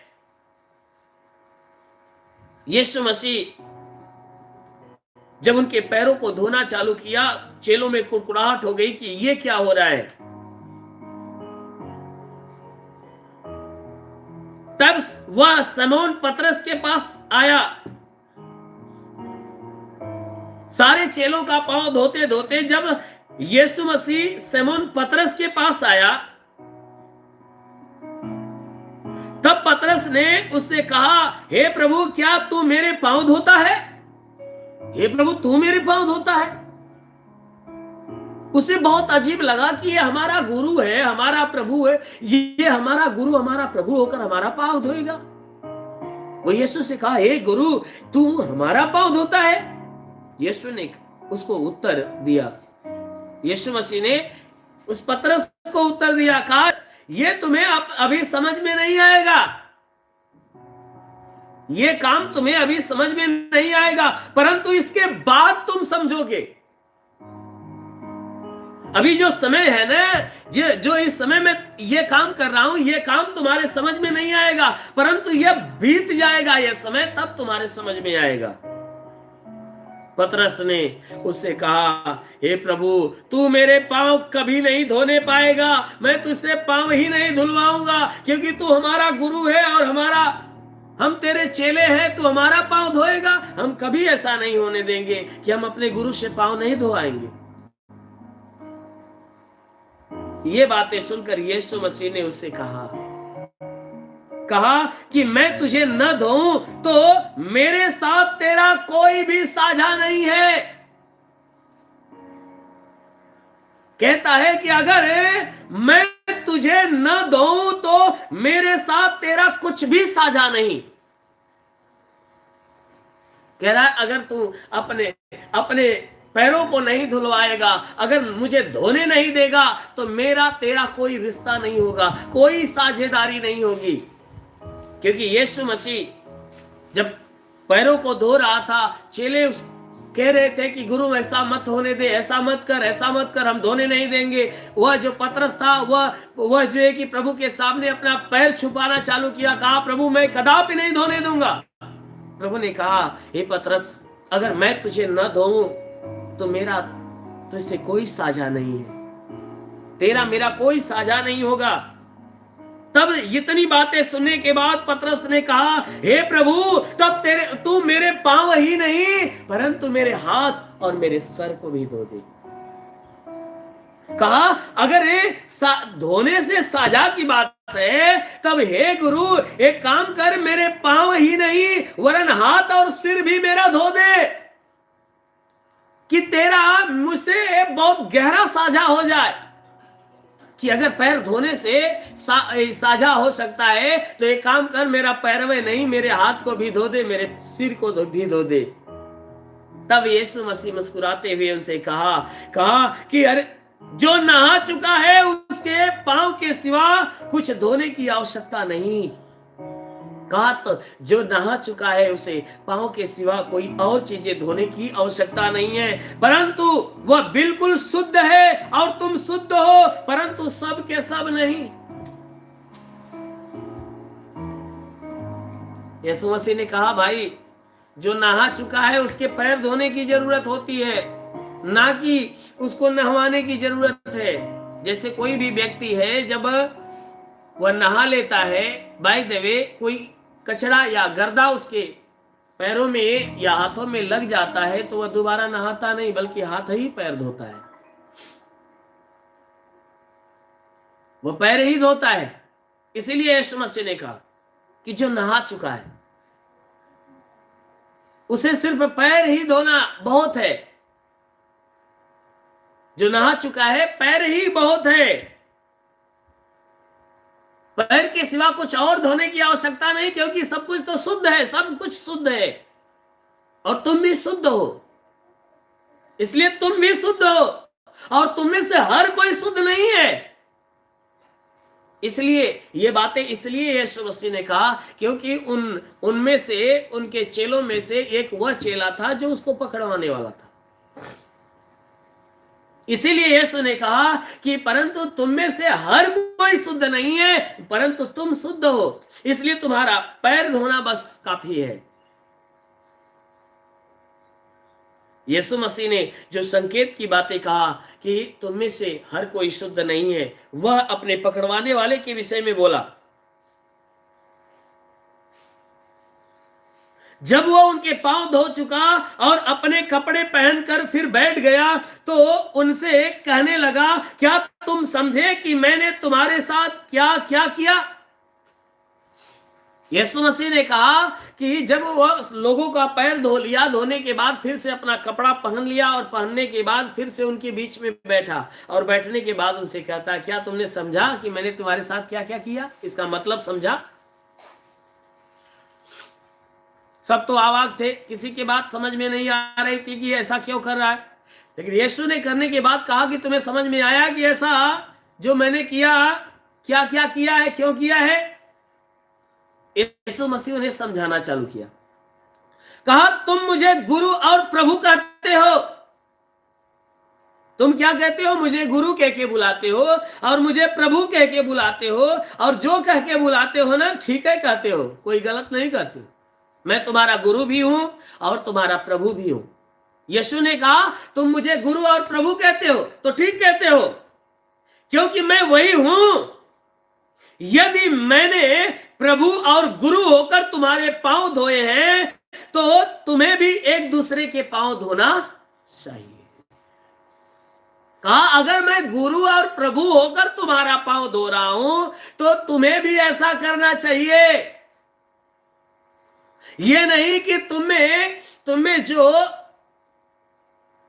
ऊंचा है, महान है, जो प्रभु से ज्यादा प्रीति करता है या प्रभु के ज्यादा करीब है, तो वह ये ना समझे कि हम भाई प्रभु के बड़े सेवक हैं और वह फलाना छोटा सेवक है, तो हम कैसे उसके सामने झुके। यानी यीशु मसीह ने यह काम करके अपने लोगों में से भेदभाव की भावना को खत्म कर दिया। बहुत से ऐसे लोग हैं जो प्रभु की सेवा करते हैं, बहुत से ऐसे लोग हैं जो प्रभु के सेवक हैं, जो कलीसियाओं में सेवा करते हैं। मैं ऐसे लोगों की बातें बता रहा हूं। यीशु ने खुद गुरु, खुद प्रभु, खुद उद्धार करता होते हुए अपने चेलों का पैर धोया और धोकर कहा, मैं गुरु और तुम्हारा प्रभु होकर तुम्हारे पांव धोया, इसलिए तुम भी अपने आप को बड़ा मत समझना, परंतु जैसे मैं गुरु होकर तुम्हारा काम किया, इसलिए तुम भी आपस में एक दूसरे की अधीनता में रहना।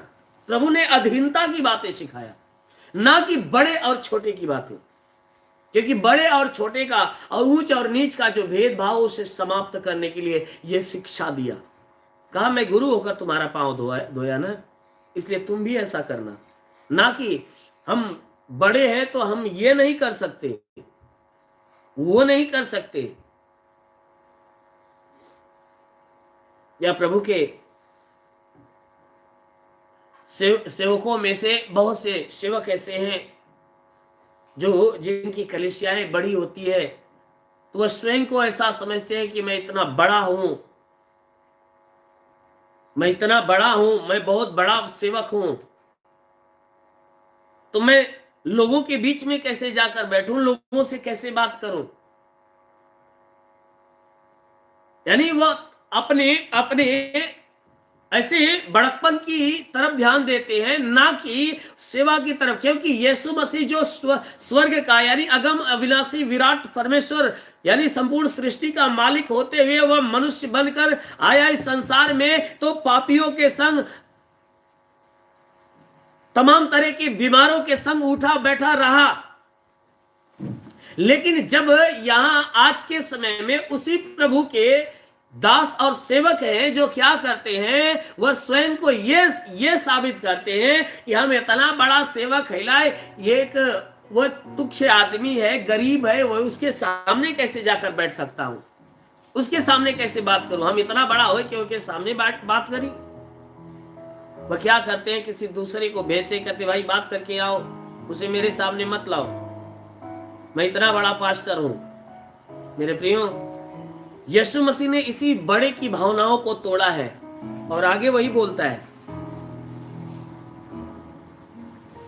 कि मैंने प्रभु और गुरु होकर तुम्हारे पांव धोए, तो तुम्हें भी एक दूसरे के पांव धोना चाहिए, क्योंकि मैं तुम्हें नमूना दिखा दिया है कि जैसा मैंने तुम्हारे साथ किया वैसा तुम भी किया करो। मैं तुमसे सच सच कहता हूं कि दास अपने स्वामी से बड़ा नहीं, न भेजा हुआ अपने भेजने वाले से बड़ा होता है। कहता है कोई दास, कोई कहता है कोई स्वामी, कहता है ये बातें हम नमूना में करके दिखा दिया कि जैसा तुम्हारे साथ मैंने किया वैसा तुम भी किया करो। कहता है कि अगर ऐसा करोगे तो कोई दास अपने स्वामी से बड़ा थोड़ी हो जाएगा। अगर स्वामी दास का पैर धोना चालू कर दिया या स्वामी दास की सेवा कर दिया तो दास बड़ा नहीं हो जाएगा, दास बड़ा नहीं हो जाएगा। इसलिए प्रभु ने कहा, मैं तुमसे सच सच कहता हूं कि दास अपने स्वामी से बड़ा नहीं हो सकता, और न भेजा हुआ अपने भेजने वाले से, न भेजा हुआ अपने भेजने वाले से। कहता है जिसने मुझे भेजा है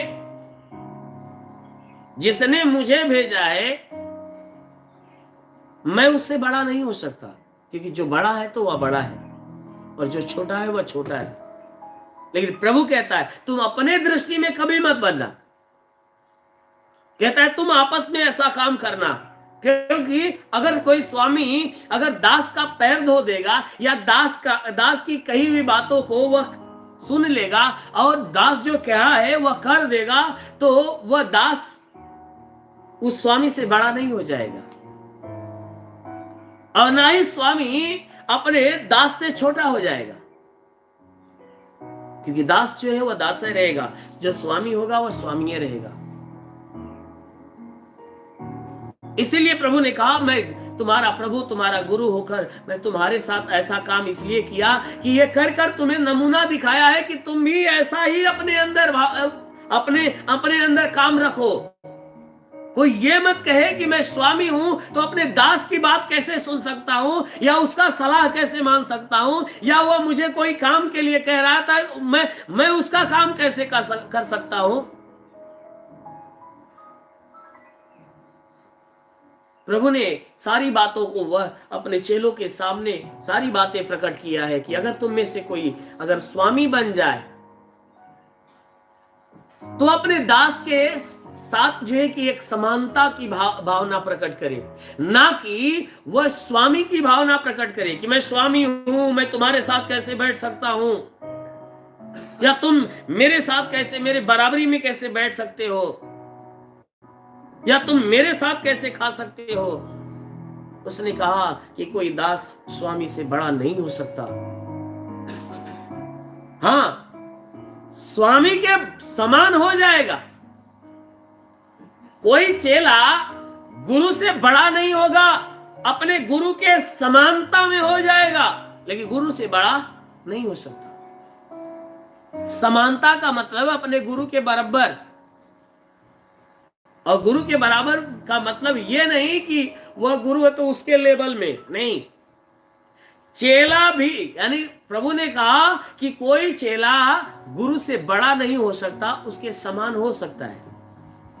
यानी चेला भी गुरु बन सकता है, ना कि चेला अपने गुरु का गुरु बन जाएगा। चेला कभी अपने गुरु का गुरु नहीं बन सकता।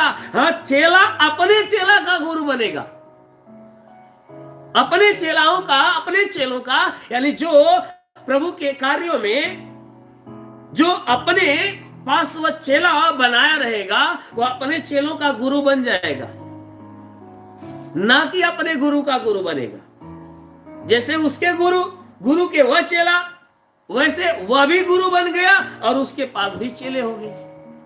तो इसका मतलब यह नहीं कि वह अपने गुरु से बड़ा हो गया, नहीं, अपने गुरु के समानता में हो गया है कि उसके गुरु थे और गुरु के पास चेले हैं, तो मैं भी, यानी वह भी गुरु बन गया और उसके भी चेले हैं।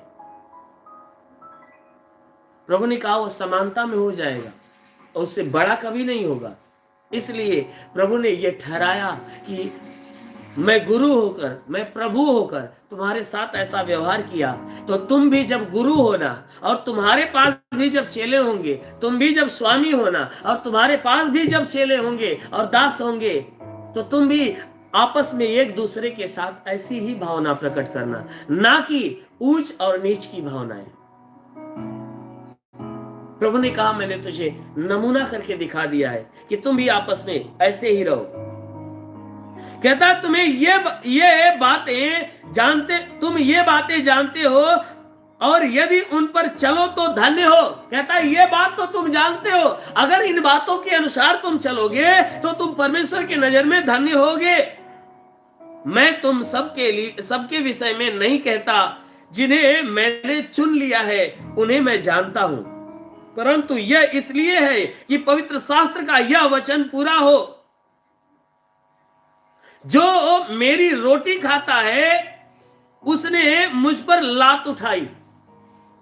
यीशु मसीह ने वो सारी शिक्षाएं देने के बाद लोगों से कहा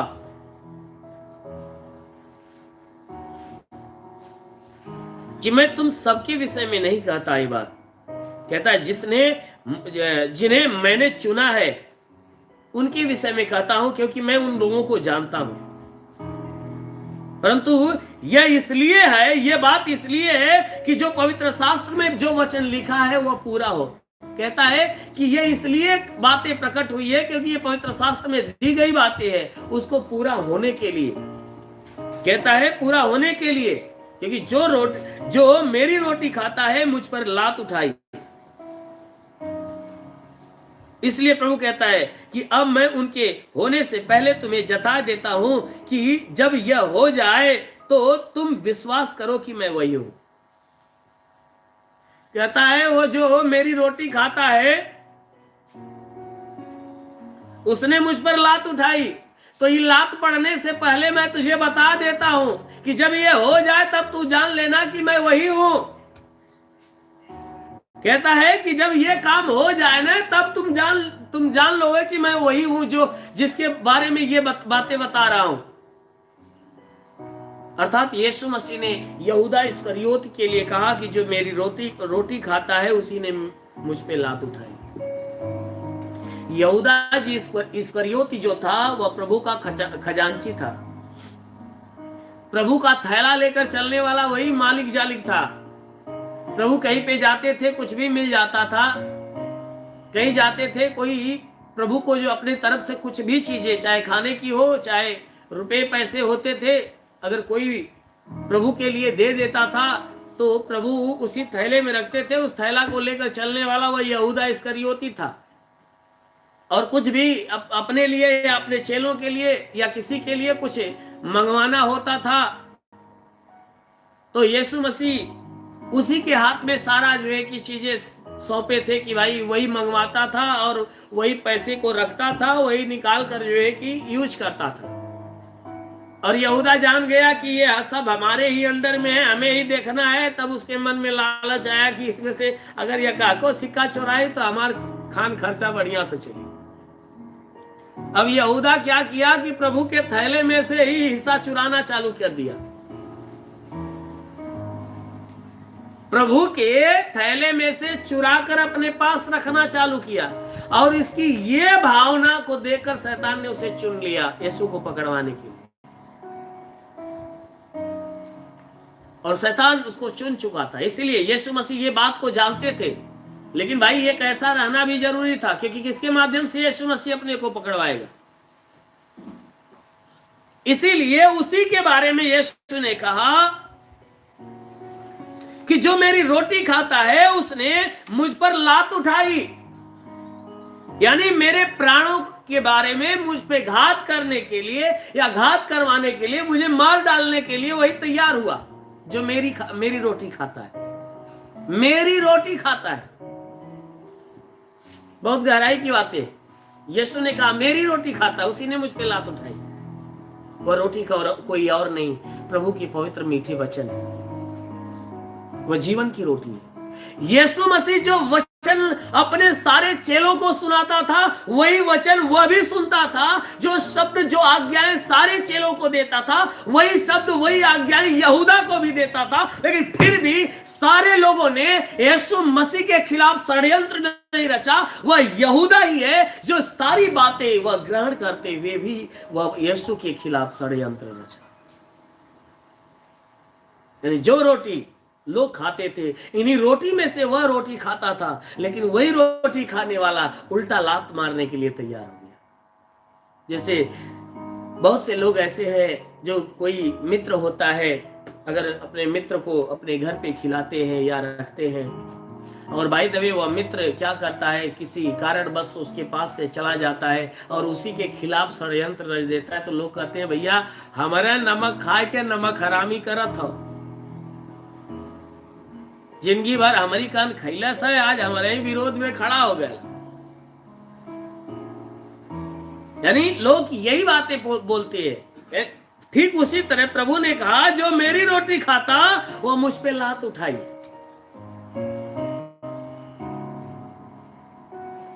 और ये बातें कहकर प्रभु ने जो भी बातें बोला दृष्टांत में, कहा कि अब मैं उसके होने से पहले तुम्हें जता देता हूं। कहता है कि मैं जब वो लात मारने वाला है और उसके लात मारने से पहले मैं तुझे बता दे रहा हूं इस भेद को कि जो मेरी रोटी खाया वही मुझ पे लात उठाने के लिए तैयार है।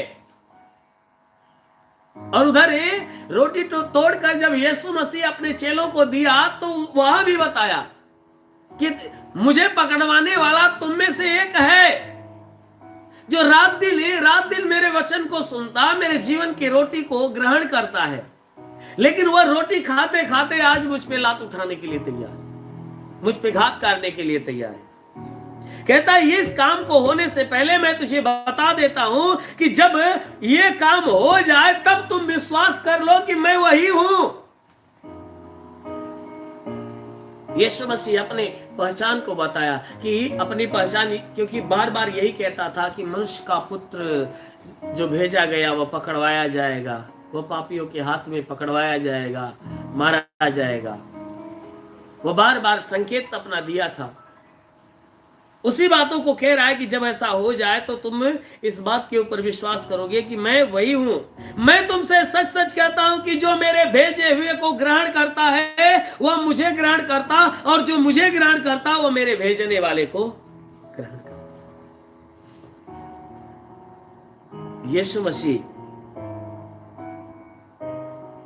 वो बातें, वो सारी बातें अपने लोगों को, अपने चेलों को सारी बातें वो बता रहा था कि तुम में से, कहता है कि मैं तुमसे सच कहता हूं कि जो कोई मेरे चुने हुए में से, यानी मेरे भेजे हुए लोगों में से, मेरे चुने हुए लोगों में से किसी को ग्रहण करता है तो वह उसको नहीं बल्कि मुझे ग्रहण करेगा।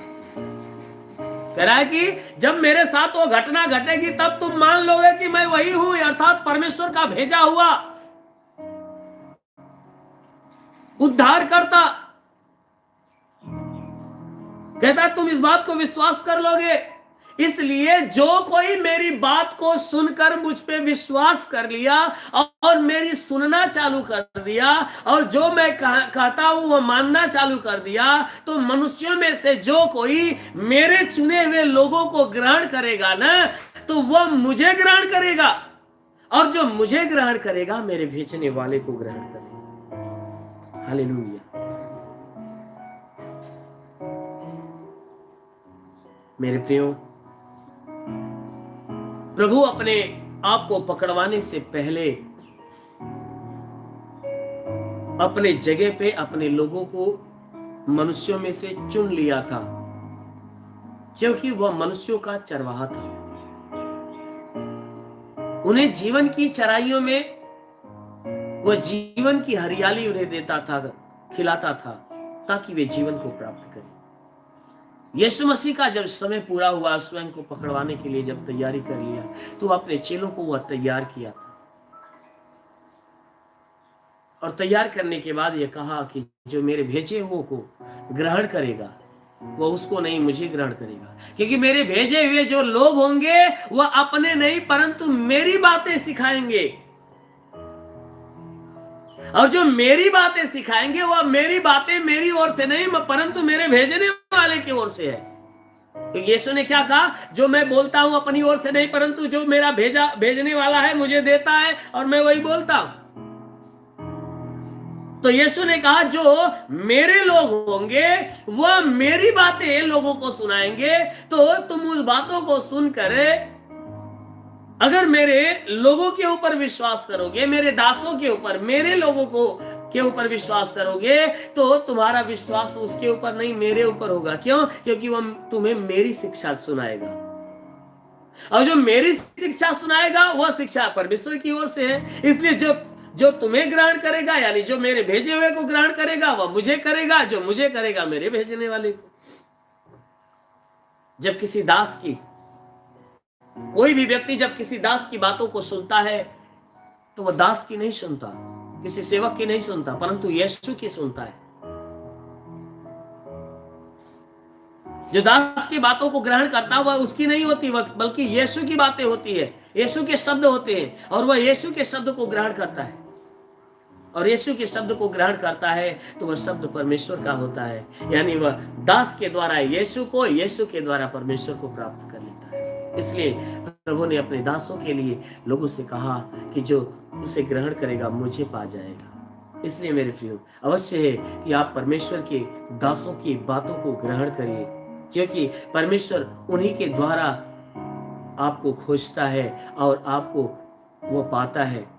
उन्हीं के द्वारा वह स्वयं अपने आप को अपने सुनने वाले लोगों के ऊपर प्रकट करता है, यानी आपको भी वह प्राप्त करता है और अपने आप को भी आपके जीवन में प्रकट करता है। यीशु मसीह ने सारी बातें अपने चेलों से उस समय सुनाई जो अपने आप को जब पकड़वाने वाला था, और वह दिन बृहस्पतिवार का दिन था, और ये सारी बातें रात के समय यीशु मसीह ने अपने चेलों से की थी। उसी के बाद यीशु मसीह अपने चेले उस चेला जो उसको लात मारने वाला अर्थात यहूदा इस्करियोत को उसने वो रोटी का टुकड़ा दिया और उसे आज्ञा दिया, और रोटी का टुकड़ा देने के बाद उसे ये बातें कहा कि तुम्हें जो कुछ करना है जल्दी कर। यीशु मसीह पहले बता दिया था अपने चेलों को कि जिसको रोटी का टुकड़ा डुबा कर दूंगा वही होगा। उसके बाद प्रभु ने और तमाम तरह की शिक्षाएं उन्हें दी, लोगों का पैर धोया, तब तक ये बातें उनके दिमाग से निकल गई। जब सब कुछ प्रभु ने कर लिया, अपने चेलों को सारा उपदेश दे लिया, उसके बाद वह रोटी का टुकड़ा वो उस कटोरे में डुबाकर जब यहूदा को दिया, यहूदा मुंह में जेवी डालता, शैतान आ गया कार्य करने के लिए, और प्रभु ने धीरे से उसके कानों में कहा कि जो कुछ तुम्हें करना है जल्दी से जाकर कर। ये बातें पूरे चेलों के बीच में कहा, जो कुछ तुम्हें करना है जल्दी से जाकर कर। तब तक वह यहूदा तुरंत वहां से उठता है और बहुत तेजी से वह भागे हुए उस कोठरी से बाहर निकलता है, उस पाहुनशाला से वो बहुत तेजी से बाहर निकलता है। तो जितने और चेले थे, जो 11 चेले, वो सोचे कि लगता है कि हमारा गुरु यहूदा को कोई भी चीज लाने के लिए भेज रहा। क्यों? क्योंकि वह प्रभु का खजांची था, अर्थात यीशु के थैले को वह लेकर रहता था। कुछ मंगाना होता था, कुछ करना होता था, तो यीशु मसीह उसी से कहता था। तो उसके चेले सोचे कि लगता है यीशु मसीह कुछ लाने के लिए भेजा है, इसलिए उसने कहा जो कुछ तुझे करना है जल्दी से जा और कर। उसके चेले यही सोचे, लेकिन हुआ क्या? कुछ घंटों के बाद होता क्या है कि वह यहूदा उन लोगों को, उन फरिश्तियों को, उन सैनिकों को लेकर यीशु मसीह के पास आ जाता है। सारे चेले देखकर हैरान, अरे ये तो विश्वासघाती निकला। जो बातें यीशु मसीह अपने चेलों से जो वार्तालापों में की थी, वो सारी बातें उसे जब यहूदा को उन भीड़ के लोगों के संग देखा कि लोग पकड़ने वाले को यहूदा अपने साथ लेकर आया है गुरु को पकड़वाने के लिए, जब ये बातें यीशु ने दृष्टांतों में अपने चेलों से कहा था, तो सच में जब देख लिया कि वह लेकर आया है पकड़वाने के लिए, तो जो कुछ यीशु ने अपने चेलों को समझाया था वो सारी बातें समझ में आ गई। उसके चेलों को सारी बातें समझ में आ गई, क्योंकि यीशु ने ये बात कहा कि इसके होने से पहले मैं तुझे बता देता हूं कि जब ये हो जाए तब तुम मुझ पे विश्वास करो कि मैं वही हूं जो तुम्हारे लिए आया था। हालेलुया। मेरे प्रियो, हमारा यीशु मसीह आज के दिन जो है कि ये चेलों के साथ यही आखिरी बातें किया था, और उसने सारी बातों को चेता कर कहा कि तुम सावधान रहना, तुम सावधान रहना। अपने आप को इस संसार से और संसार की अभिलाषाओं से और इस सुख विलास से तुम अपने आप को बचाए रहना। कहीं ऐसा ना हो कि उनमें फंसकर तुम सुस्त हो जाओ और जो तुम्हें आत्मा में अनंत जीवन पाना है उस जीवन को पाने से रह जाओ। इसलिए हमें परमेश्वर के लायक बनना है, हमें परमेश्वर के लायक बनना है, हमें अनंत जीवन के लायक बनना है। इसलिए यीशु मसीह ने जो शिक्षाएं हमें दिया है, अवश्य है कि उसकी शिक्षाओं को हमें ग्रहण करना, उस पर चलना जरूरी है। अगर हम उस पर चलेंगे तो जरूर है कि वह स्वर्ग का परमेश्वर हमारे ऊपर दया करेगा, और हम न्याय के समय हम उसके सामने खड़े होने के लायक हो जाएंगे, उसके सामने खड़े होने के लायक हो जाएंगे। अवश्य है कि खड़े होने के लायक, और जब खड़े होने के लायक होंगे तो अवश्य है कि हम स्वर्ग में प्रवेश करने पाएंगे। इसलिए मेरे प्रियो, आप उस यीशु मसीह की शिक्षाओं के अनुसार अपने आप को ढालिए, ताकि आपके प्राणों का उद्धार हो, आप उस स्वर्गीय जीवन को प्राप्त करने को। इसलिए आइए, आंखों को बंद करिए, पश्चाताप का समय है।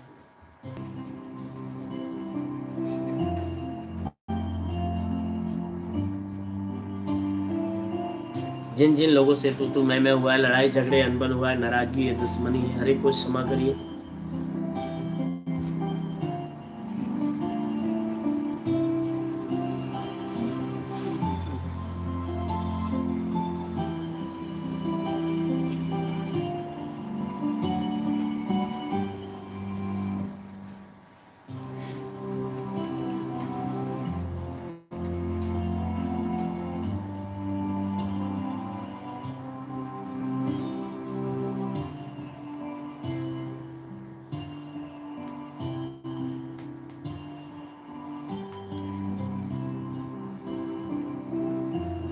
हर एक को क्षमा करिए, घर परिवार पड़ोसियों को क्षमा करिए, मित्रों को, नात रिश्तेदारों को, हर एक को क्षमा करिए। उसके बाद अपने पापों को याद करके प्रभु के सामने कबूल करिए कि चोरी करना पाप है, झूठ बोलना पाप है, गाली देना पाप है, किसी को सताना पाप है, भला बुरा बोलना पाप है, दाइशा रखना पाप है, हत्या करना पाप है, बुरे विचार करना पाप है, बेविचार करना पाप है, गर्भपात करना पाप है, बुरी बुरी बातें करके ठट्ठे मारना पाप है, लोभ लालच रखना पाप है, किसी को धोखा देना, चुगली करना, श्राप देना पाप है।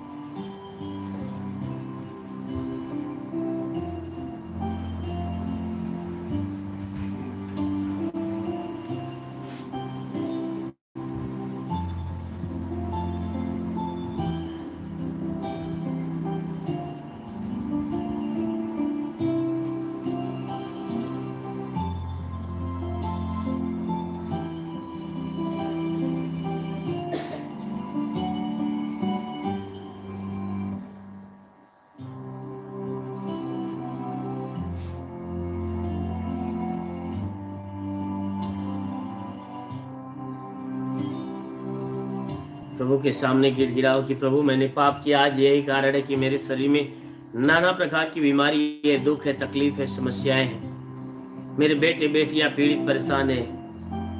प्रभु मेरे पाप का वजह है कि मेरे शरीर में नाना प्रकार की बीमारी लगी है, मेरी पत्नी बीमार है या मेरे पति बीमार हैं।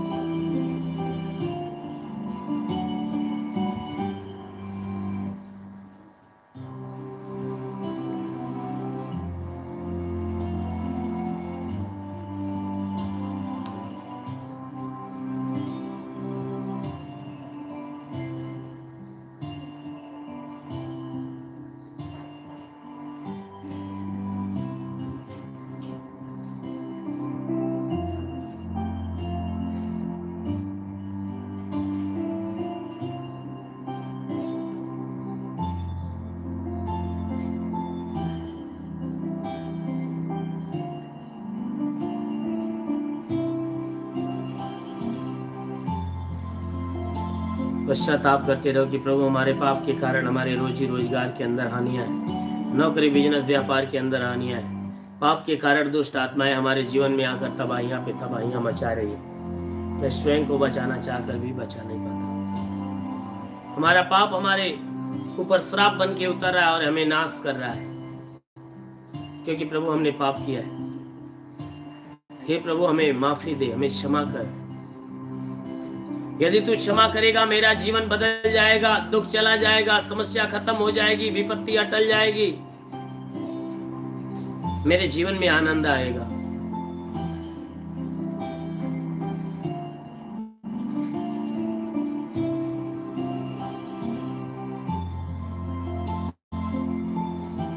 प्रभु मेरे पाप का कारण है।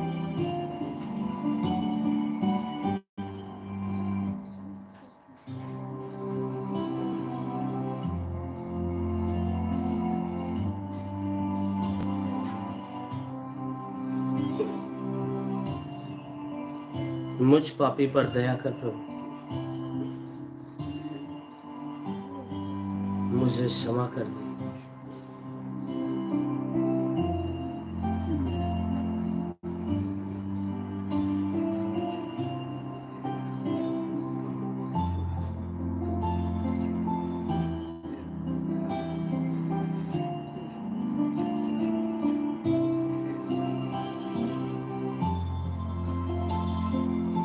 प्रभु आज मैं अपने पापों को कबूल करता हूँ। यदि तू क्षमा करेगा जीवन बदल जाएगा, दुख चला जाएगा, समस्या खत्म हो जाएगी, विपत्ति अटल जाएगी। इसलिए प्रभु हमें माफी दे।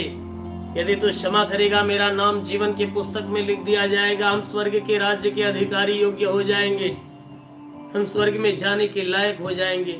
इसलिए प्रभु मुझे माफी दे, मुझे क्षमा कर प्रभु, मुझ पापी पर दया कर, मुझ पापी पर।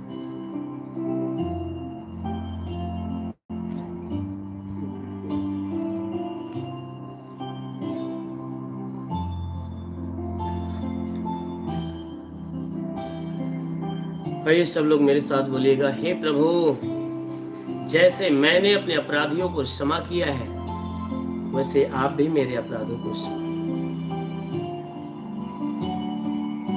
जिसके शरीर में जहां बीमारी है बीमारी पे हाथ रखे।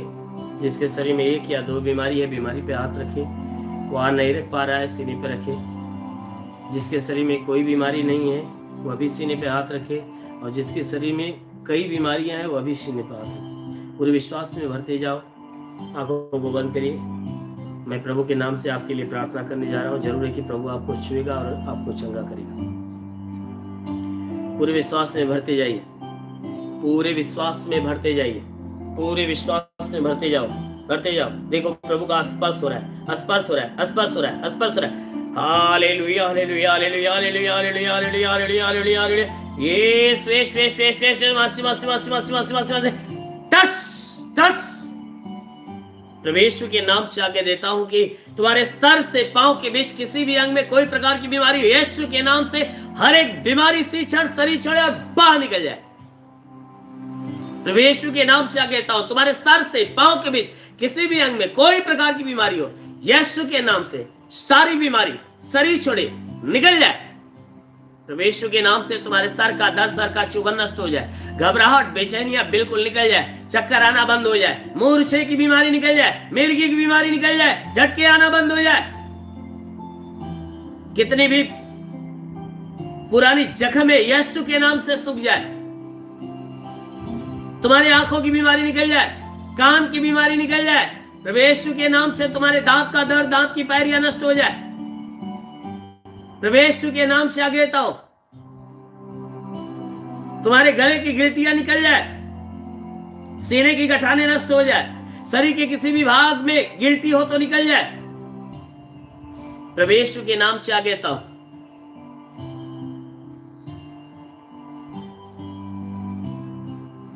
कि तुम्हारे शरीर के अंदर से सीने का दर्द निकल जाए, पेट का दर्द निकल जाए, कमर का दर्द निकल जाए, रीढ़ की हड्डियों का दर्द निकल जाए, घुटने का दर्द निकल जाए, हर एक जोड़ों का दर्द, गठिया बात की बीमारी, साटिका की बीमारी निकल जाए। प्रभु यीशु के नाम से आगे देता हूं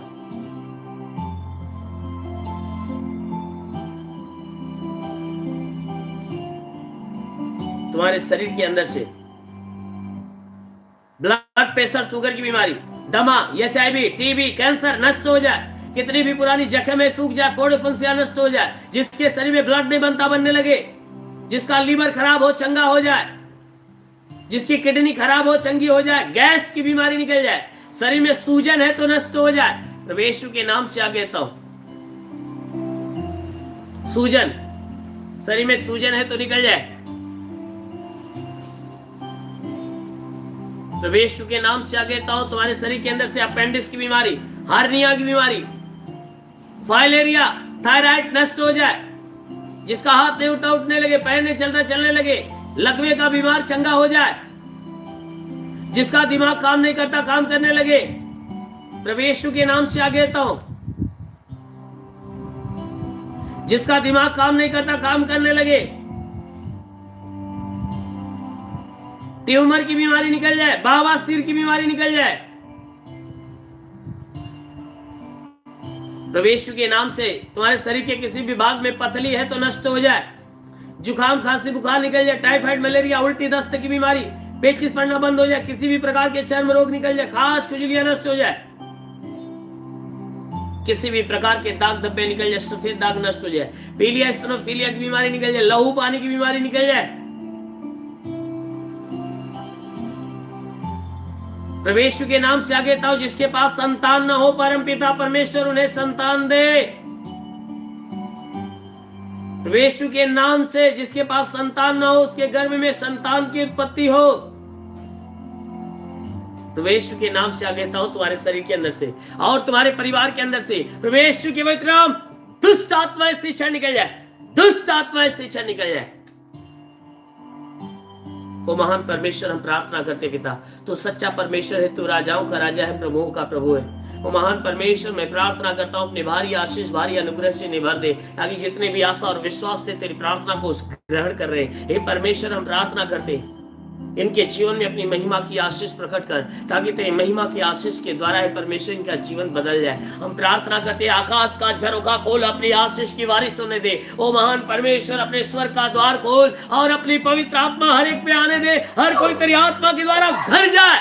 ओ महान परमेश्वर, मैं प्रार्थना करता हूँ पवित्र आत्मा को आने दे। ओले बासागर बासे ले रे रे बाबा बाबा से खेले रंदोलो रबा से खेले रे दे। होली स्पिरिट इन देवे से के मान दे लेवर रबंद भी शिकलन दे। महान परमेश्वर, मैं प्रार्थना करता हूँ महिमा के आशीष से और महिमा की सामर्थ्य से भर मेरे प्रभु, ताकि शरीर में जित कमर का दर्द अब भी जा रहा है,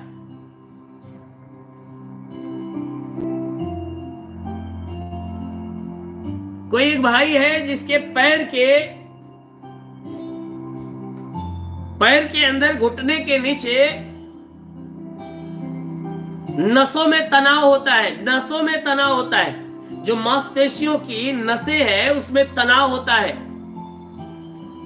और उस भाई को उठने बैठने और दौड़ने में काफी परेशानी होती है, बहुत काफी दर्द उठता है। लेकिन आज प्रभु से छू रहा है और आज से उसके पैरों के जो नसों में तनाव और दर्द था वो बिल्कुल जा रहा है।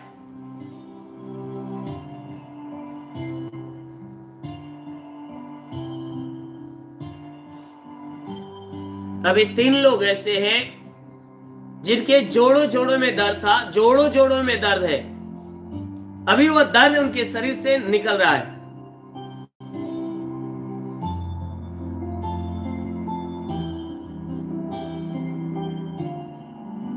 महान परमेश्वर, हम प्रार्थना करते पिता तो सच्चा है, तो अपने भारी आशीषों के द्वारा हर एक को ढांप ले मेरे प्रभु। हर एक के जीवन में, हर एक के घर, हर एक के परिवार में आशीष दे, ताकि इनके घर का भंडार सदो भरा रहने पाए, किसी वस्तु की घटी ना हो। हर घटी को भर दे, हर एक रुके हुए अधूरे काम पूरे होने पाए। तो महान परमेश्वर, हम प्रार्थना करते हैं इनके रोजी रोजगार, काम धंधे, बिजनेस, व्यापार के ऊपर आशीष दे, बढ़ोतरी बरकत हो, घर में शांति, परिवार में शांति दे। हे परमेश्वर, जिसके पास रोजगार नहीं उसे रोजगार दे। हे परमेश्वर, हम प्रार्थना करते हैं जिसके पास रोजगार नहीं उसे रोजगार देकर आशीष दे। जिसके जो नौकरी के तलाश में है परमेश्वर से नौकरी देकर आशीष दे।